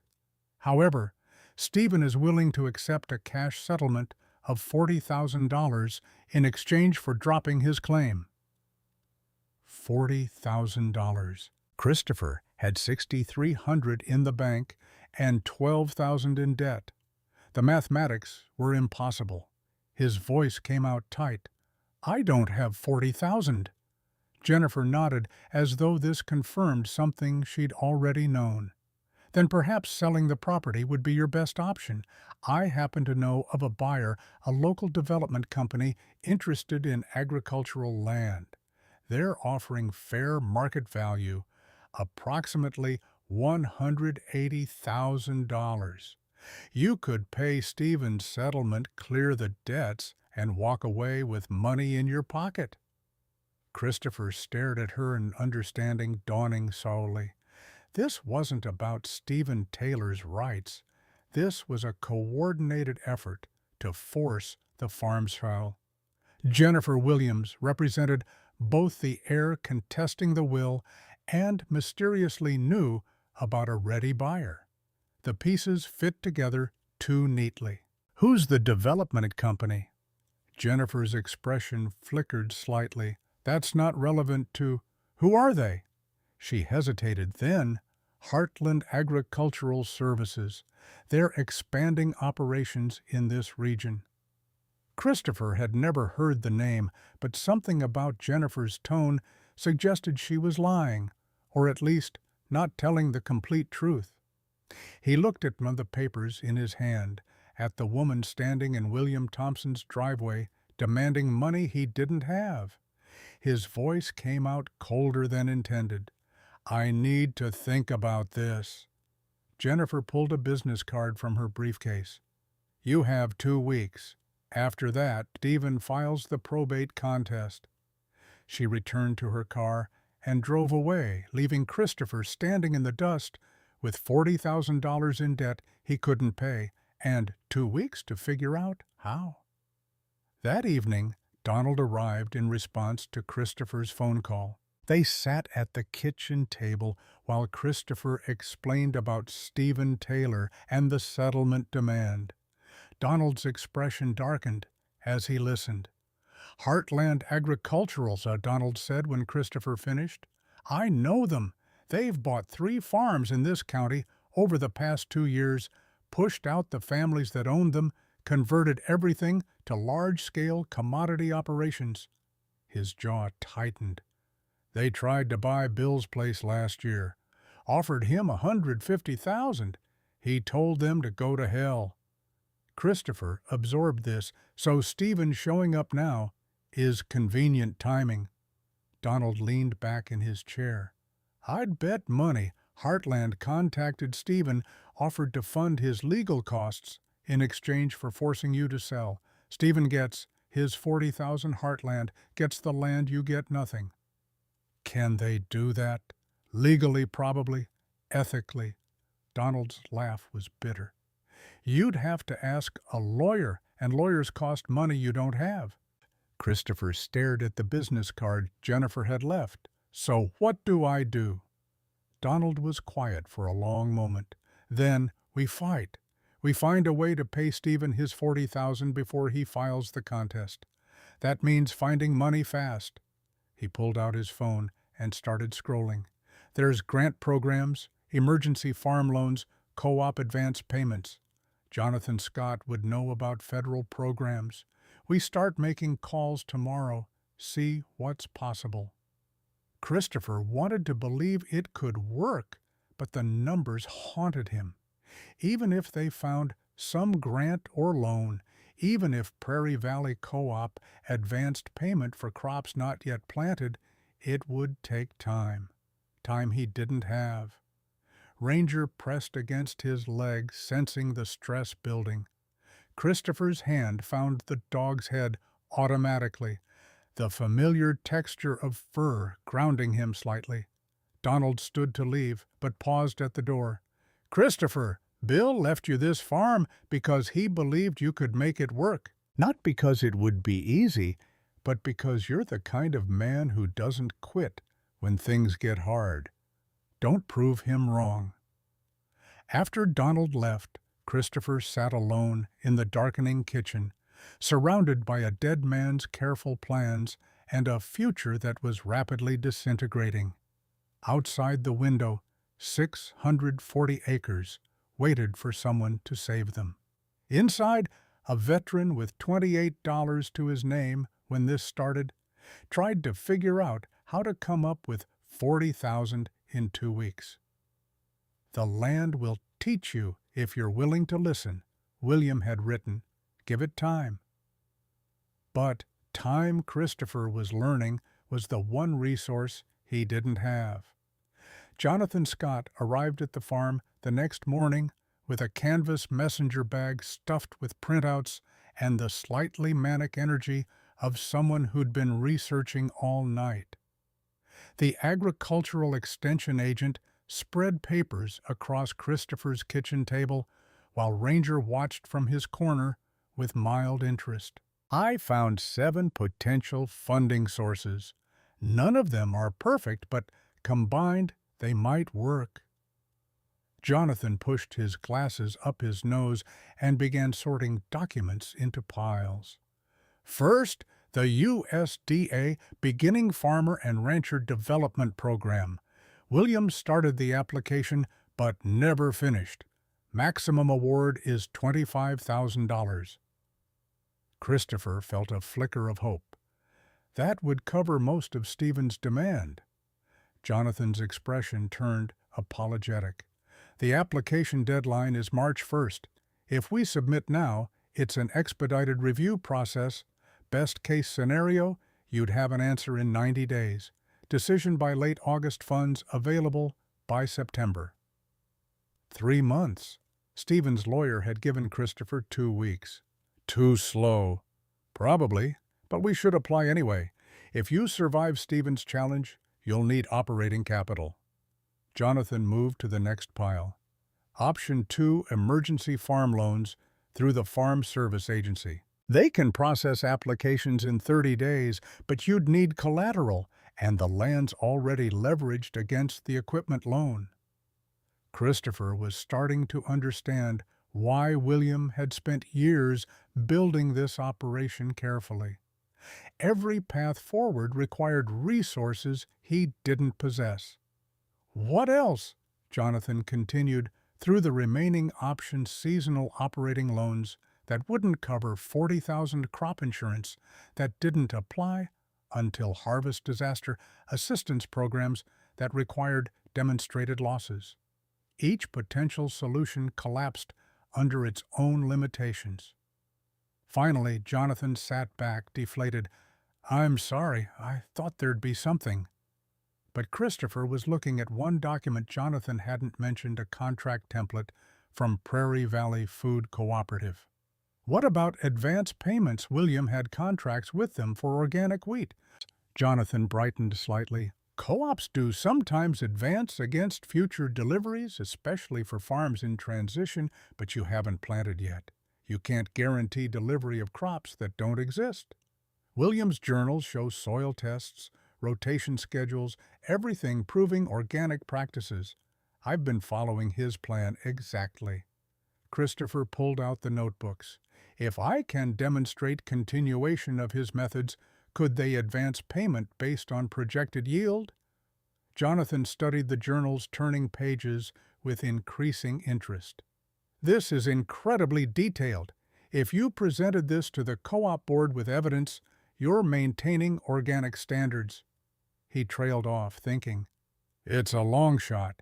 They'd be risking money on an unproven farmer, but it's possible.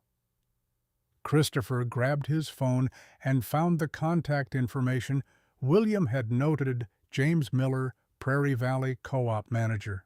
The call connected after 3 rings, and Christopher explained the situation with as much honesty as he could manage the inheritance. The debt, Stephen's claim, the desperate need for funding to continue William's work.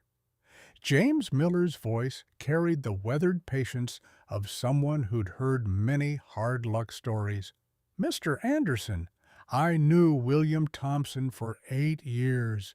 He was one of the most reliable suppliers we had, but that doesn't mean I can advance 8 months of payment to someone who's never farmed before."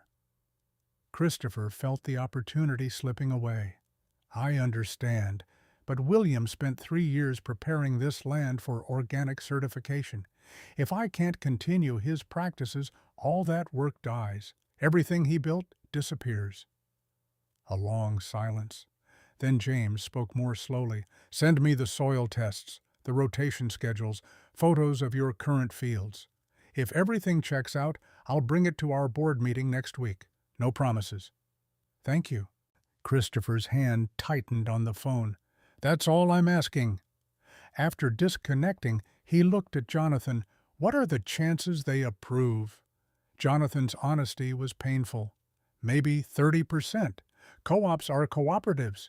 They're designed to help farmers, but they also have to protect their members' money. You're a massive risk." Christopher spent the afternoon photographing the fields, compiling William's documentation, writing a letter that explained his military background, his commitment to learning, his understanding that this was a gamble, but one worth taking. He sent everything to James Miller at 4:15 and tried not to calculate how many hours remained in Stephen's 2-week deadline. That evening, Donald stopped by with news that made the situation more complicated. He'd been making calls to other farmers in the area, feeling out the community's willingness to help. The good news is people remember Bill fondly. A lot of folks want to see his farm survive. Donald accepted the beer Christopher offered and settled into a kitchen chair. Bad news is most family farms are barely breaking even.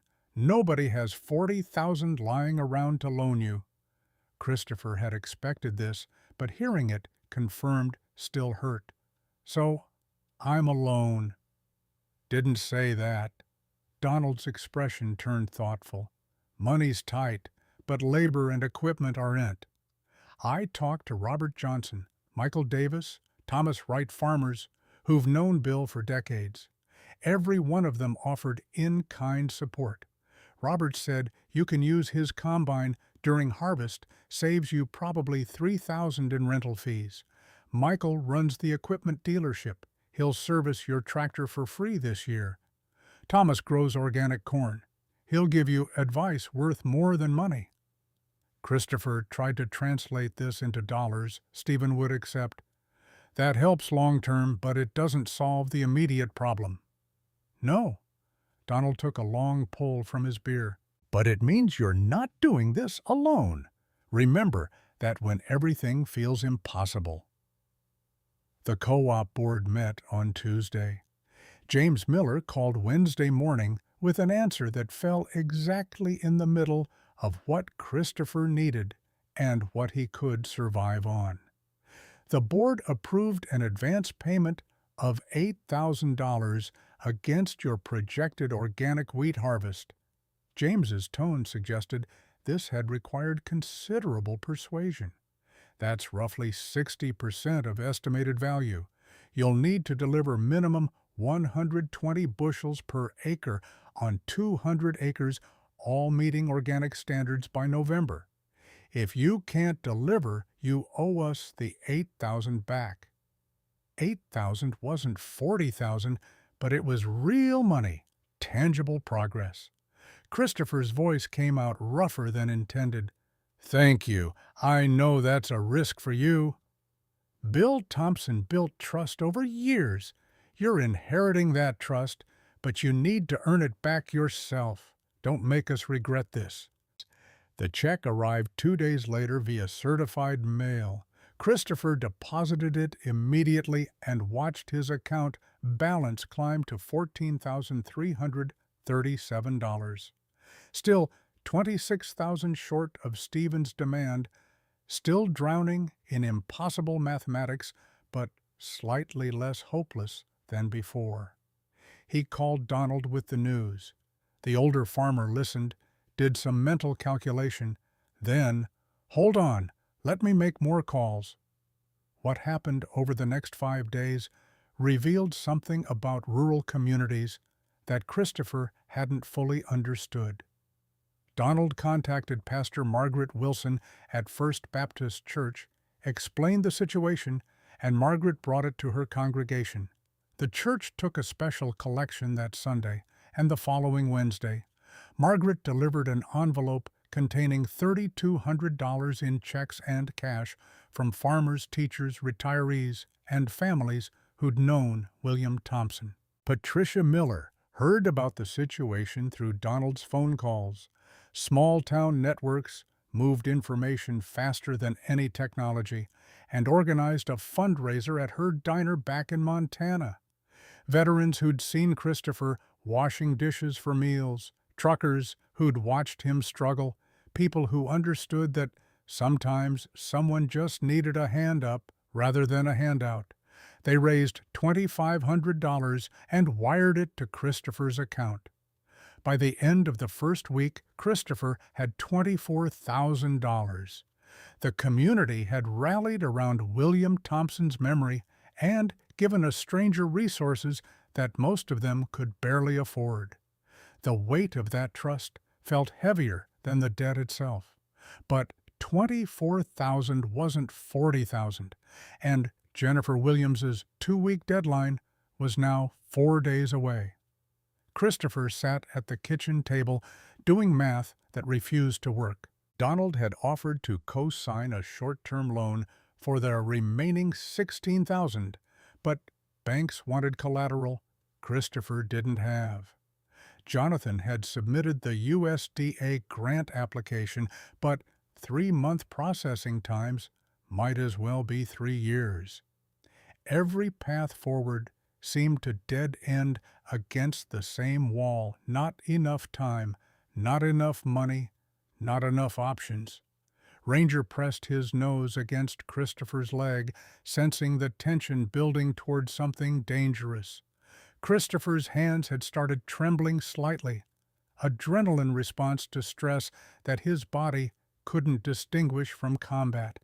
He forced himself to breathe slowly, counting seconds the way his VA counselor had taught him, but the panic hovered just beneath the surface. The phone rang. Unknown number, Nebraska area code.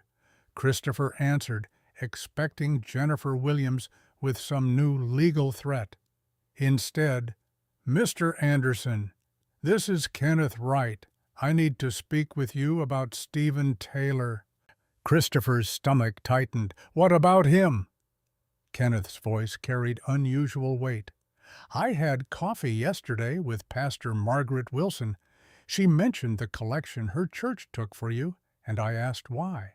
When she explained about Stephen's claim, I did some research." A pause. "Mr. Anderson, I've been William Thompson's attorney for 15 years. I knew about Stephen. William confided in me extensively about their relationship. Jennifer Williams showed me the documents, bank transfers, birth certificate, all real." Kenneth interrupted. "Stephen is biologically William's son, but the relationship was more complicated than Ms. Williams suggested. Do you have time to come to my office?" Christopher made the drive to North Platte in 40 minutes, Ranger beside him, urgency making him push the truck faster than he should. Kenneth's office looked the same as his first visit, but the lawyer's expression carried something new, anger barely contained beneath professional composure. Kenneth spread documents across his desk. "William first told me about Stephen in 2009, shortly after Barbara Taylor died. He said he'd made a terrible mistake as a young man, gotten a seasonal worker pregnant, and then failed to be a real father to the child. He sent money, but money isn't parenthood." Kenneth pulled out a folder. "In 2018, Stephen contacted William directly for the first time in years, not to build a relationship, but to demand a lump sum payment. He wanted $50,000. Christopher looked at the letter Kenneth showed him, Stephen's handwriting, rough and demanding. "You owe me for 30 years of being a deadbeat father. 50,000, or I'm contesting your will when you die." Kenneth continued. "William gave him 15,000. He hoped it might lead to reconciliation, a chance to make amends." Stephen took the money and disappeared. William tried calling driving to Des Moines, where Stephen lived. No response for 3 years. The lawyer's jaw tightened. Then William got sick. He wrote to Stephen one last time, inviting him to the farm, offering to teach him farming, to leave him the land. Stephen's response arrived 1 week before William died. The letter Kenneth showed next was brutal in its brevity. "I don't want your dirt farm. I want what I'm legally owed when you're dead. 50,000, or I'll take it all." Christopher stared at the words, understanding dawning. William knew Stephen would contest the will. Yes, that's why he added the clause requiring you to work the land for 2 years. He wanted someone who would value the farm, not sell it immediately. Kenneth leaned forward. But here's what matters now. I did some investigating into Jennifer Williams. Her law firm is on retainer for Heartland Agricultural Services. Stephen didn't find her. Heartland connected them. This entire claim is being funded by a company that wants your land. The pieces snapped together with ugly clarity. Heartland couldn't buy the farm directly. Williams' will prevented sale for 2 years. But they could fund Stephen's legal challenge, force Christopher into impossible debt, then be waiting with a purchase offer when everything collapsed. Christopher's voice came out cold. Can we prove this? Ethically questionable, legally murky, but not necessarily illegal. Kenneth removed his glasses and rubbed his eyes. However, I can give you leverage. William didn't just leave you the farm, he left Stephen something too. Kenneth pulled out another document, this one bearing official bank letterhead, a trust account containing $50,000 set up in 2020 and designated for Stephen Taylor. William's instructions were that Stephen could claim it any time after William's death, but only if he didn't contest the will. If he contests, the money goes to charity. Christopher stared at the numbers. Jennifer didn't mention this. Because Jennifer doesn't know, the trust was set up through a different bank handled by William's financial advisor, not me. I only learned about it last month when the advisor contacted me to settle the estate. Kenneth's expression hardened. Stephen is fighting for $40,000 while sitting on $50,000 he could claim tomorrow. Jennifer Williams is either incompetent or deliberately hiding information from her client. Why would she do that? Because Heartland is paying her. They want the land, not Stephen's best interests. Kenneth slid the trust documents across his desk. Take these to Stephen directly. Show him what he's actually inheriting. Make him choose between fighting for $40,000 or accepting $50,000 and walking away. Christopher drove back to the farm with documents that might save everything. But first, he needed to find Stephen Taylor. A phone number was listed on Jennifer Williams's business card. Stephen's contact information buried in the fine print. Christopher dialed it while standing in the farmhouse that was supposed to be his future. A man's voice answered. Guarded, "Yeah, Stephen Taylor. My name is Christopher Anderson. We need to talk about your father's will." A long silence then. "My lawyer said not to speak with you directly." "Your lawyer is lying to you about what you're inheriting. I have documents that prove it." Christopher kept his voice level. "I'll drive to Des Moines right now if you'll give me 30 minutes of your time." Another silence, longer this time. "Tomorrow, 2 o'clock. There's a coffee shop called The Mill downtown. Come alone." The line went dead. Des Moines sat 140 miles northeast of North Platte, across the Nebraska-Iowa border, and deep into territory that felt increasingly foreign the farther Christopher drove. He left Ranger with Donald. The meeting felt like something that required complete focus, and made the drive in just under 3 hours, arriving early enough to scout the location. The mill was exactly what its name suggested, an old grain mill converted into a coffee shop, all exposed brick and industrial lighting, filled with college students and remote workers typing on laptops. Christopher bought coffee he didn't want and waited at a corner table where he could see the entrance. Stephen Taylor arrived at 2:03, scanning the room with the suspicious eyes of someone expecting trouble. He was 37, but looked older, brown hair thinning at the temples, dressed in business casual that suggested middle management rather than manual labor. Medium height, soft hands, the build of someone who worked behind a desk. When his eyes found Christopher, recognition flashed. The military bearing was apparently obvious. Stephen approached slowly. You're the Marine. Yes. Christopher gestured to the empty chair. Stephen sat but maintained tension in his shoulders, ready to leave at any provocation. For a long moment, neither spoke. Christopher studied the man across from him, searching for resemblance to William Thompson and finding it in the shape of the jaw, the set of the eyes.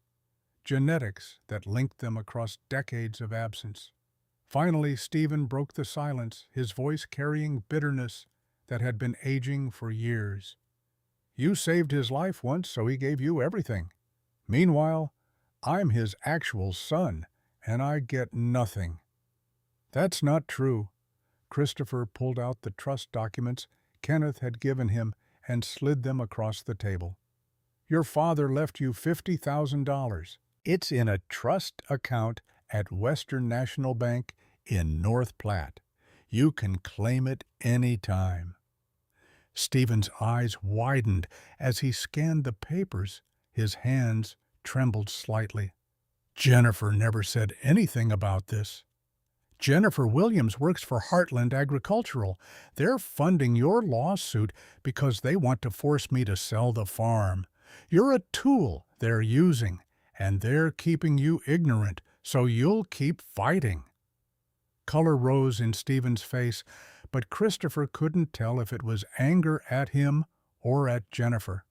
Stephen read the trust documents twice, his expression shifting through confusion, realization, and something that might have been grief. When he finally looked up, his voice came out quieter. Why would he leave me money but not tell me? The trust instructions are clear. You can claim it if you don't contest the will. If you contest, the money goes to charity.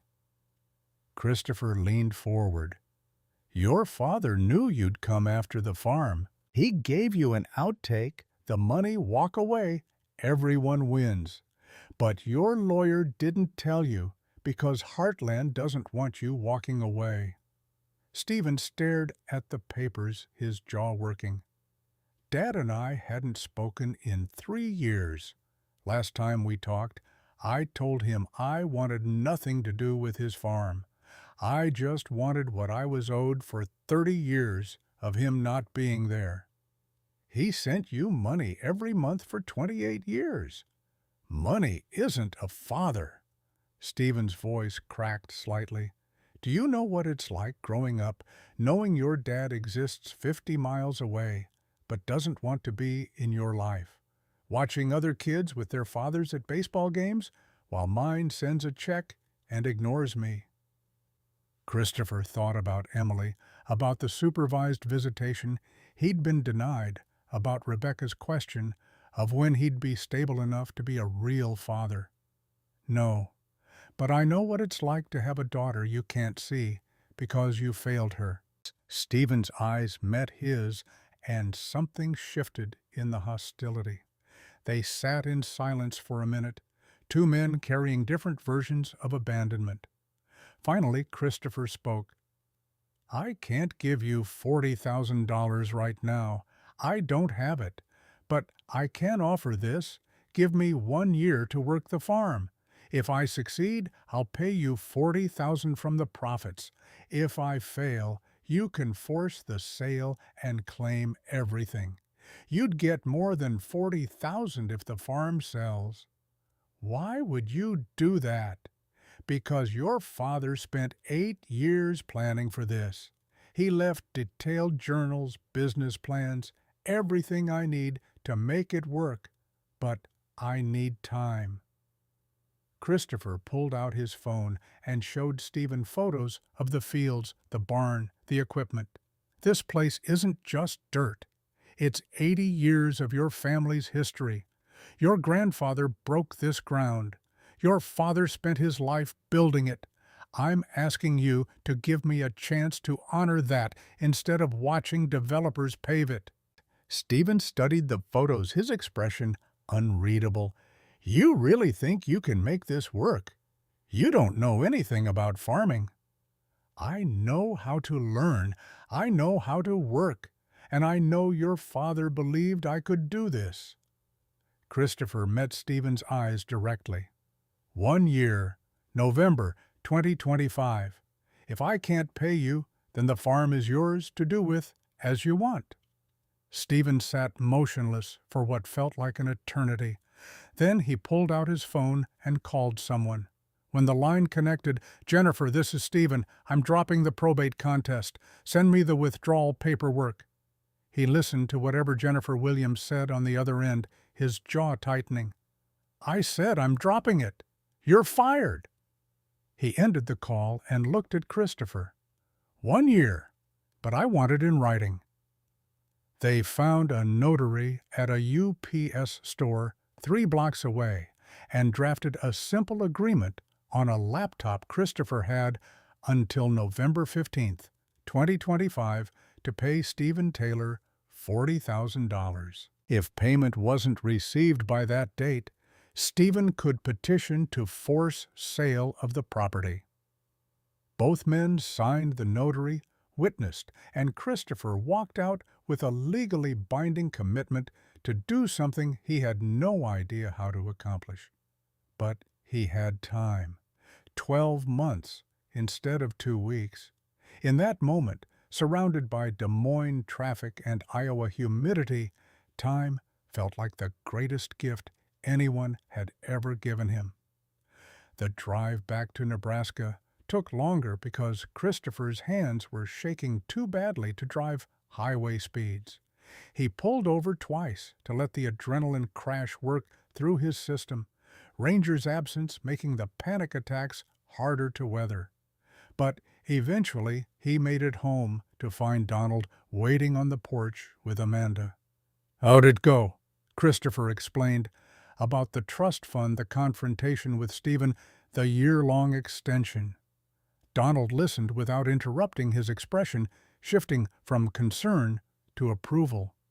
"So you've got breathing room. Now you just need to actually farm successfully." Donald's grin took the edge off the impossible task. "Planting starts Monday. You ready?" Christopher looked across the fields, still brown and waiting. "No, but I'll do it anyway." What followed was the most physically demanding 6 weeks of Christopher's life. Planting season meant 14-hour days, guiding the tractor across endless acres, monitoring seed depth, watching for equipment failures, racing against weather forecasts that threatened late frost. His body, already lean from 2 years of homelessness, developed new muscles and lost what little fat remained. His hands, blistered and torn, despite gloves, developed calluses that would last the rest of his life. The wheat went in first. 200 acres of organic winter wheat using seed William had stockpiled. Donald supervised the first 50 acres personally, correcting Christopher's mistakes until muscle memory took over. Then corn, 150 acres planted with precision that felt military in its exactness. Finally, soybeans, 100 acres in the western fields where soil tests showed optimal nitrogen levels. 450 acres total, every seed representing possibility or failure, depending on weather, disease, pest pressure, and Christopher's ability to maintain Williams' organic standards without deviation. By mid-June, the fields had transformed from bare earth to green shoots, new life pushing through soil that had been waiting for exactly this. Christopher walked the rows in early morning and late evening, checking for signs of stress or disease, pulling weeds by hand in sections too small for mechanical cultivation. The work was meditative in its monotony, giving his mind space to exist without the constant pressure of survival calculations. The panic attacks continued, but with decreasing frequency, once a week instead of daily. Sleep came easier after exhaustion made unconsciousness unavoidable. The nightmares persisted but felt less vivid, less immediate, as though the distance between Afghanistan and Nebraska was finally growing beyond the reach of memory. Ranger aged visibly through those months, the 7-year-old dog's muzzle turning grayer, his movements slightly stiffer in the morning. But he still patrolled the fields faithfully, still pressed against Christopher when stress built toward crisis, still remained the anchor that kept Christopher tethered to the present. Then, July brought the first test.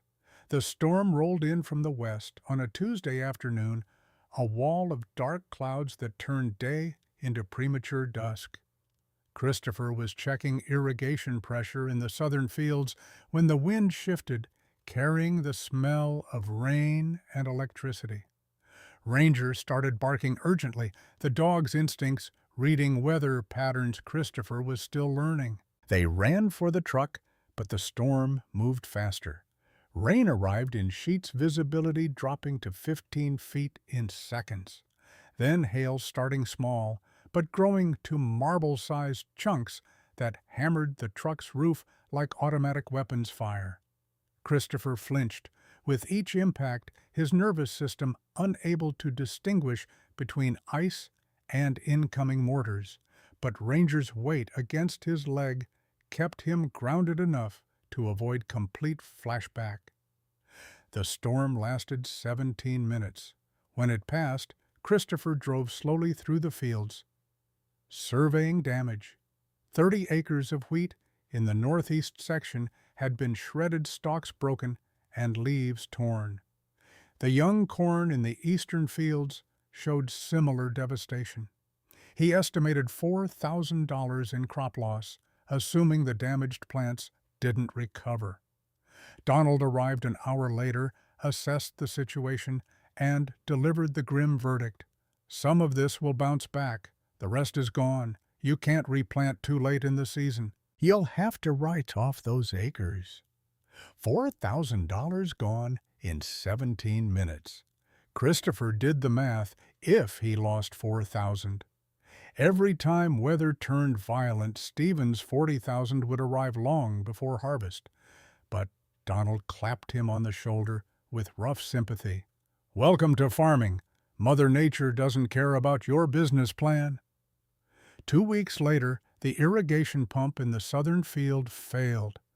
Christopher discovered the problem when water pressure dropped to nothing and a warning light on the pump controller started flashing red.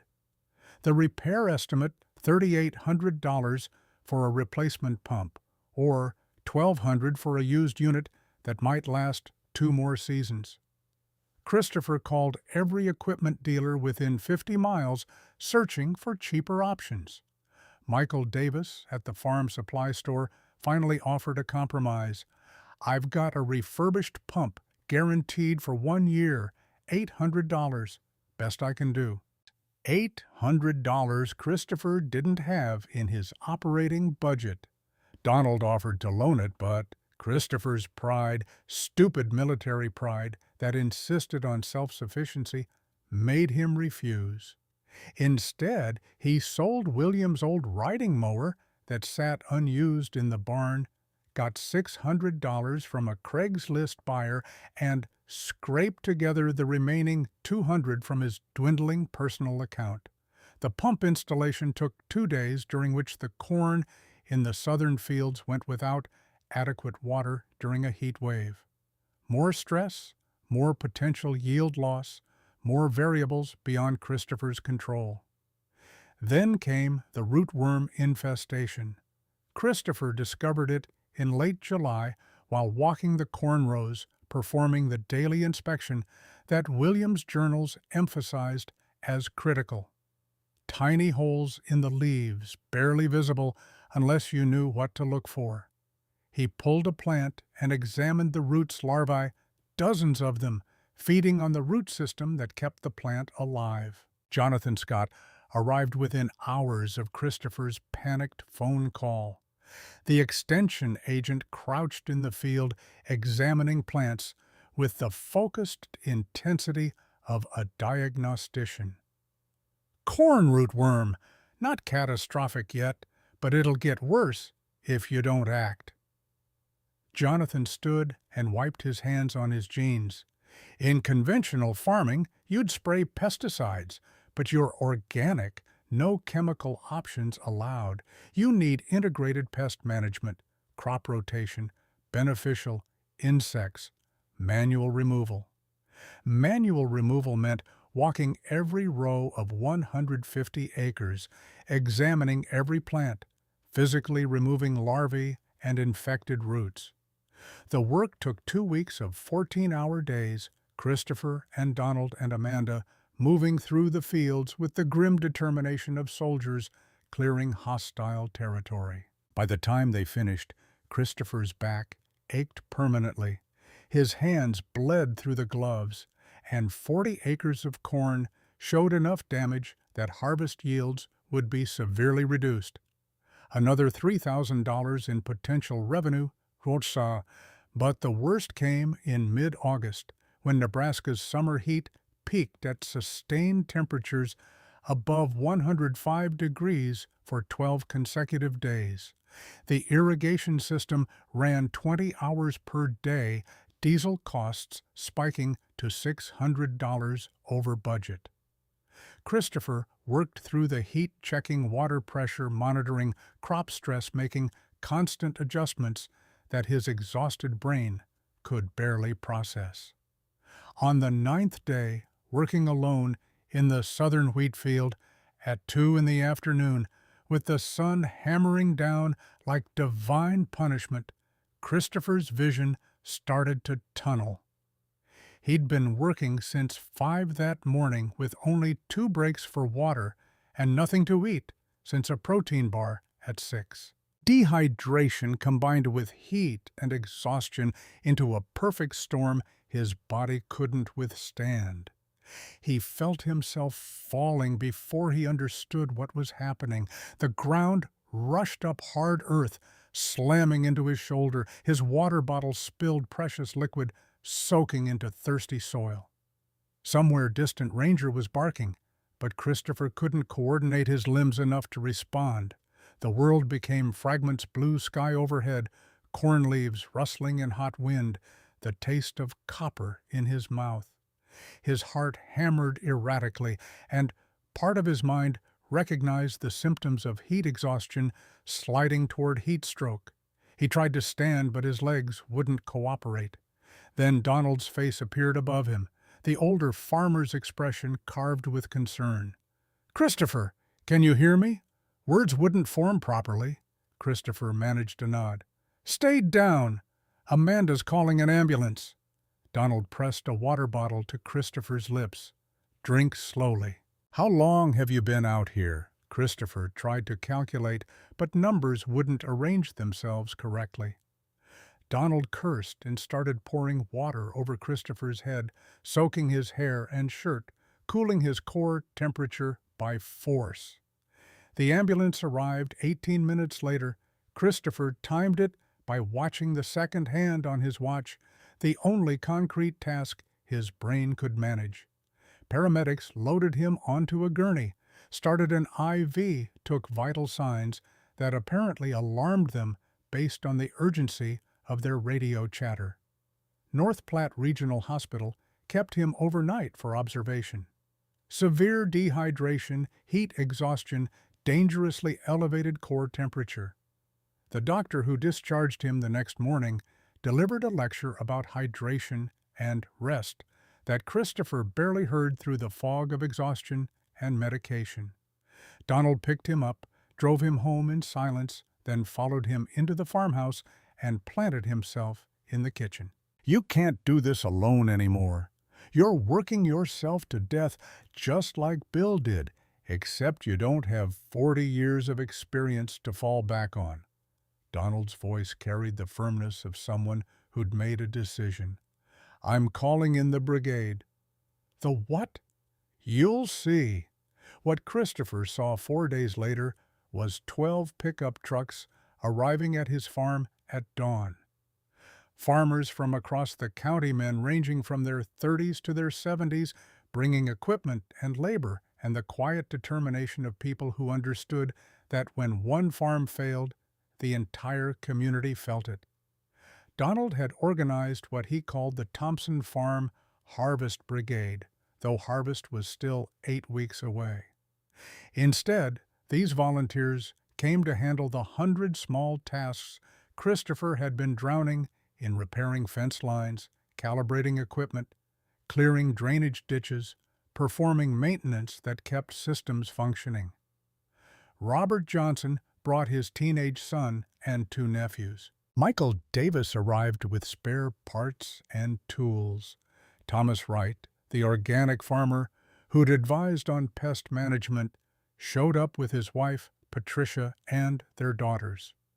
Pastor Margaret Wilson came with women from the church who set up a meal station in the barn, cooking food for workers who'd be laboring through the day.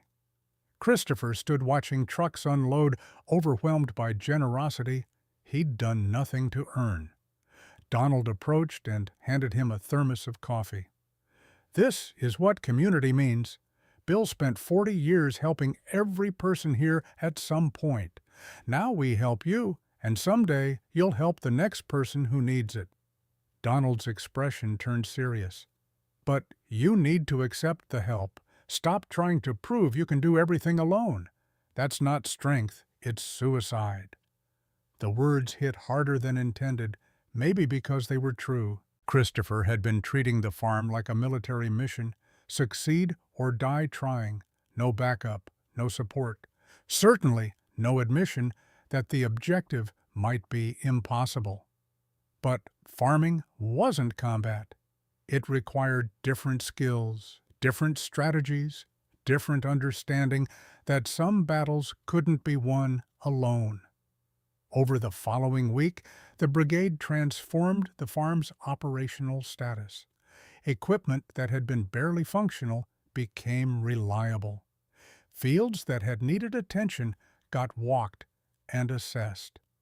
The irrigation system received comprehensive maintenance that found 3 minor problems before they became failures. Amanda Harris appointed herself Christopher's farming tutor, walking him through crop assessment techniques her father had taught her. She was 17 now, about to start her senior year of high school planning to study agricultural science at the University of Nebraska in Lincoln. Her knowledge exceeded Christopher's in every category, except stubbornness. She stood in the wheat field one afternoon, examining seed heads with practiced eyes. "These are about 3 weeks from harvest. You want the grain to be firm but not rock hard when you combine. Too early and you lose weight. Too late and you get shattering seeds falling on the ground before you can collect them."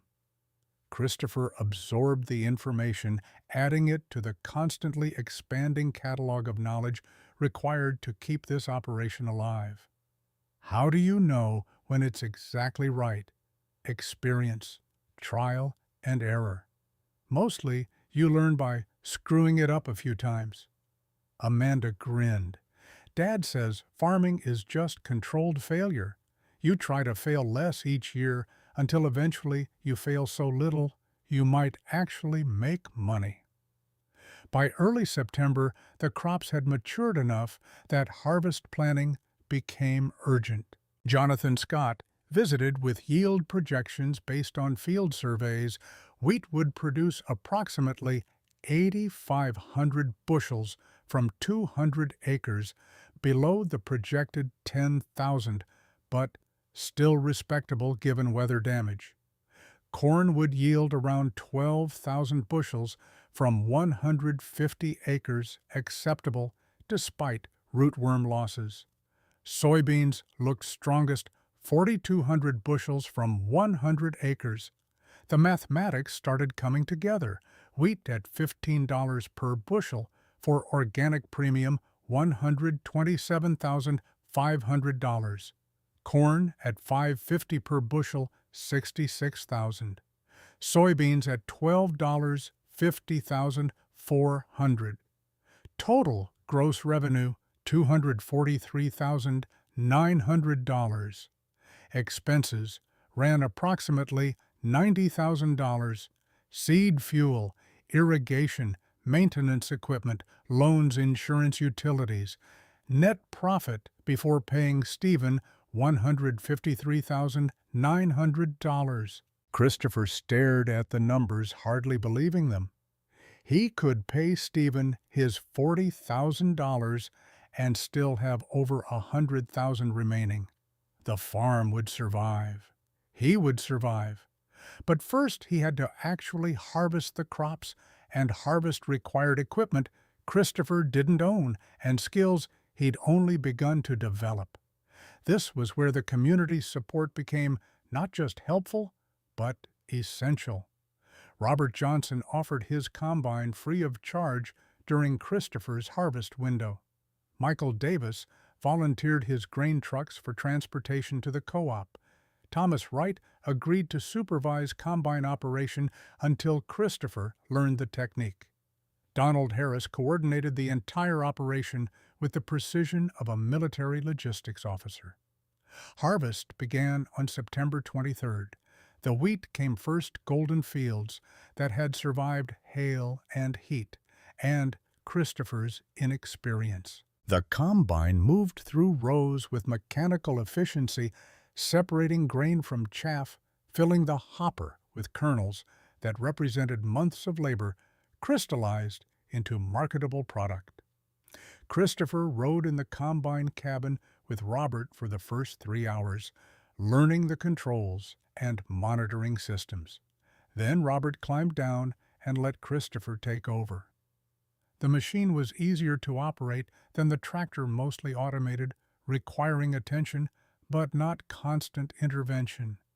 Christopher drove carefully, watching the header cut stalks and feed them into the threshing mechanism, golden wheat flowing into the grain tank like liquid success. Ranger ran alongside the combine for the first hour, then tired and settled near the barn where Amanda had set up a water station. The dog was 8 years old now, slowing noticeably, content to supervise rather than patrol. By sunset, the first field was complete. Grain trucks carried the wheat to Prairie Valley Co-op's facility in Lincoln, where it was weighed, tested for quality, and credited to Christopher's account. The first load totaled 3,800 bushels. James Miller called personally to confirm receipt. "This is good wheat, Mr. Anderson. Protein content is excellent. Moisture is right where it should be. Whatever you're doing, keep doing it." Christopher allowed himself a moment of satisfaction before turning attention to the remaining fields. Wheat harvest continued for 2 more days, followed by corn, then soybeans. The brigade rotated shifts, farmers taking turns operating equipment, while Christopher learned by doing, making mistakes that veterans corrected with patient instruction. By mid-October, all crops were harvested and sold. The final revenue numbers came in slightly above Jonathan's projections, $251,600 gross. After expenses, $161,600 net profit. Christopher transferred $40,000 to Stephen Taylor's account on November 1st, 2 weeks before the deadline. He included a note: "Your father built something worth fighting for. Thank you for giving me the chance to prove it."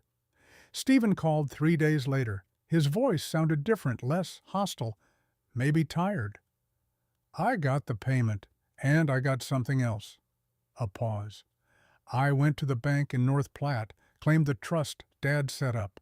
$50,000, just like you said." Another pause longer. "There was a letter with it, from Dad, written 2 months before he died."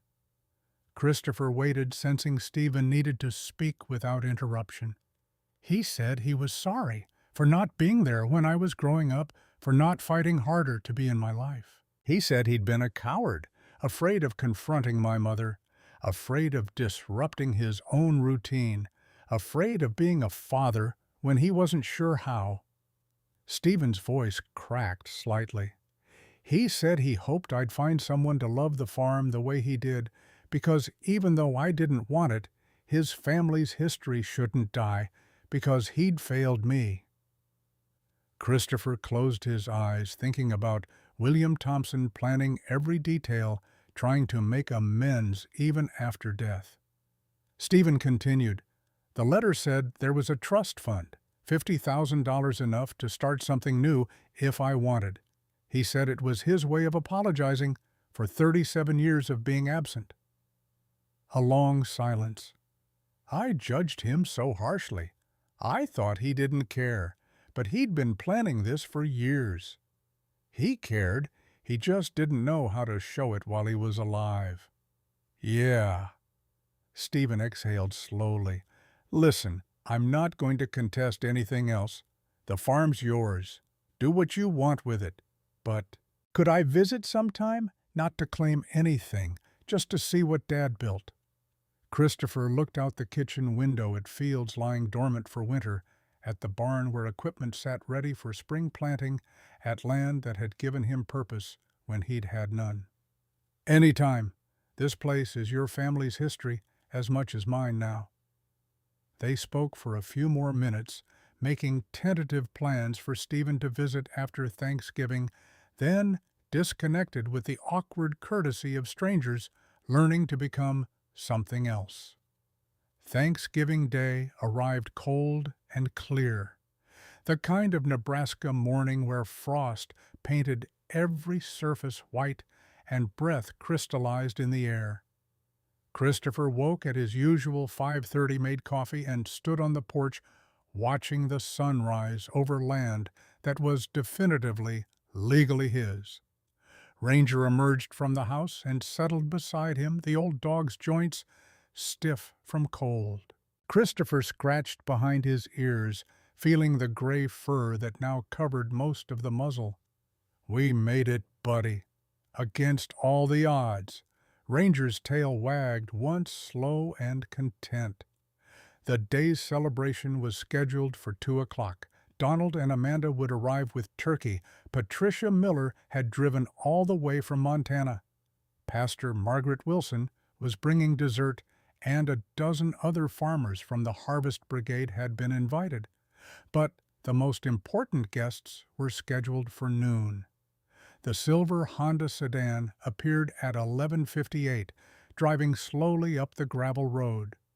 Christopher watched from the porch as the car parked and 2 people emerged. Rebecca looked the same as he remembered: blonde hair, athletic build, the careful, neutral expression of someone protecting herself from disappointment. But Emily, his daughter, who'd been 6 years old the last time he'd seen her, was now 8, taller and more serious, watching the farm with wide eyes. Christopher descended the porch steps slowly, giving them space to decide their comfort level. Rebecca spoke first, her voice guarded. The farm looks good. I wasn't sure what to expect. It's been a learning process. Christopher's eyes moved to Emily, who stood half hidden behind her mother. Hey, sweetheart. Emily peered around Rebecca. You have a really big dog. Ranger, sensing the importance of this moment, approached slowly and sat at perfect heel beside Christopher, demonstrating the discipline that made him a service animal rather than just a pet. His name is Ranger. He's helped me a lot. Do you want to meet him? Emily looked at Rebecca, who nodded permission. The girl came forward cautiously and extended her hand, the way children do when they're not quite sure about animals. Ranger sniffed her palm gently, then licked it, once his tail wagging in slow, friendly sweeps. Emily giggled, tension breaking. He's nice. He is. He's also very smart. Want to see him do tricks. What followed was 30 minutes of Christopher showing his daughter how Ranger could perform complex commands, how the dog could sense when Christopher's stress was building, how he'd been trained to help veterans like her father stay calm. Emily absorbed everything with the serious attention of a child trying to understand complicated adult problems through simple demonstrations. Eventually, Rebecca relaxed enough to accept Christopher's invitation inside. They sat at the kitchen table while Emily explored the farmhouse, under Ranger's watchful supervision. Rebecca spoke quietly. "You look different, healthier. The work helps. Being outside, having purpose. It's not a cure, but it's better than anything else I tried." The therapist I spoke with said routine and meaningful work are critical for PTSD recovery. Rebecca studied him carefully. "Are you taking medication?" "No. I tried it at the VA, but the side effects were worse than the symptoms." "Exercise and the farm seem to manage it better." Christopher met her eyes. "I'm not going to tell you I'm cured. I still have bad days, but they're less frequent, less intense. I sleep most nights. The panic attacks happen maybe twice a month instead of twice a day." Rebecca absorbed this. Then, "The supervised visitation order said you needed to demonstrate 6 months of stability before we could discuss custody modification. It's been almost 18 months. I think you've demonstrated it." Christopher's chest tightened with something that might have been hope. "What are you saying?" "I'm saying Emily can visit you here, unsupervised, if you want." Rebecca's voice carried the weight of trust offered cautiously. "She asks about you constantly. She deserves to know her father, and you deserve the chance to be one." The sound of small feet running across wood floors interrupted them. Emily appeared, eyes bright. "There's a whole room upstairs full of books about farming. Can I have one?" Christopher looked at his daughter, at his ex-wife, at the farmhouse that had become home. Something William Thompson had written echoed in his memory. "A man who risks his life for strangers deserves a place to build something that lasts." But what lasted wasn't just land or crops or buildings. It was connection, family, the slow rebuilding of everything war and trauma had broken. His voice came out rough with emotion. "You can have all of them. This is your home too, whenever you want it to be."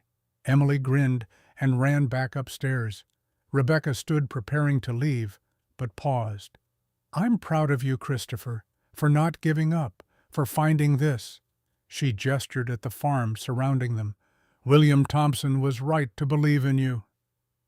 After they left with plans for Emily to visit for a full week during Christmas break, Christopher stood alone in the quiet house. Ranger came and pressed against his leg, and Christopher realized the dog wasn't providing support for a panic attack, but simply sharing a moment of peace.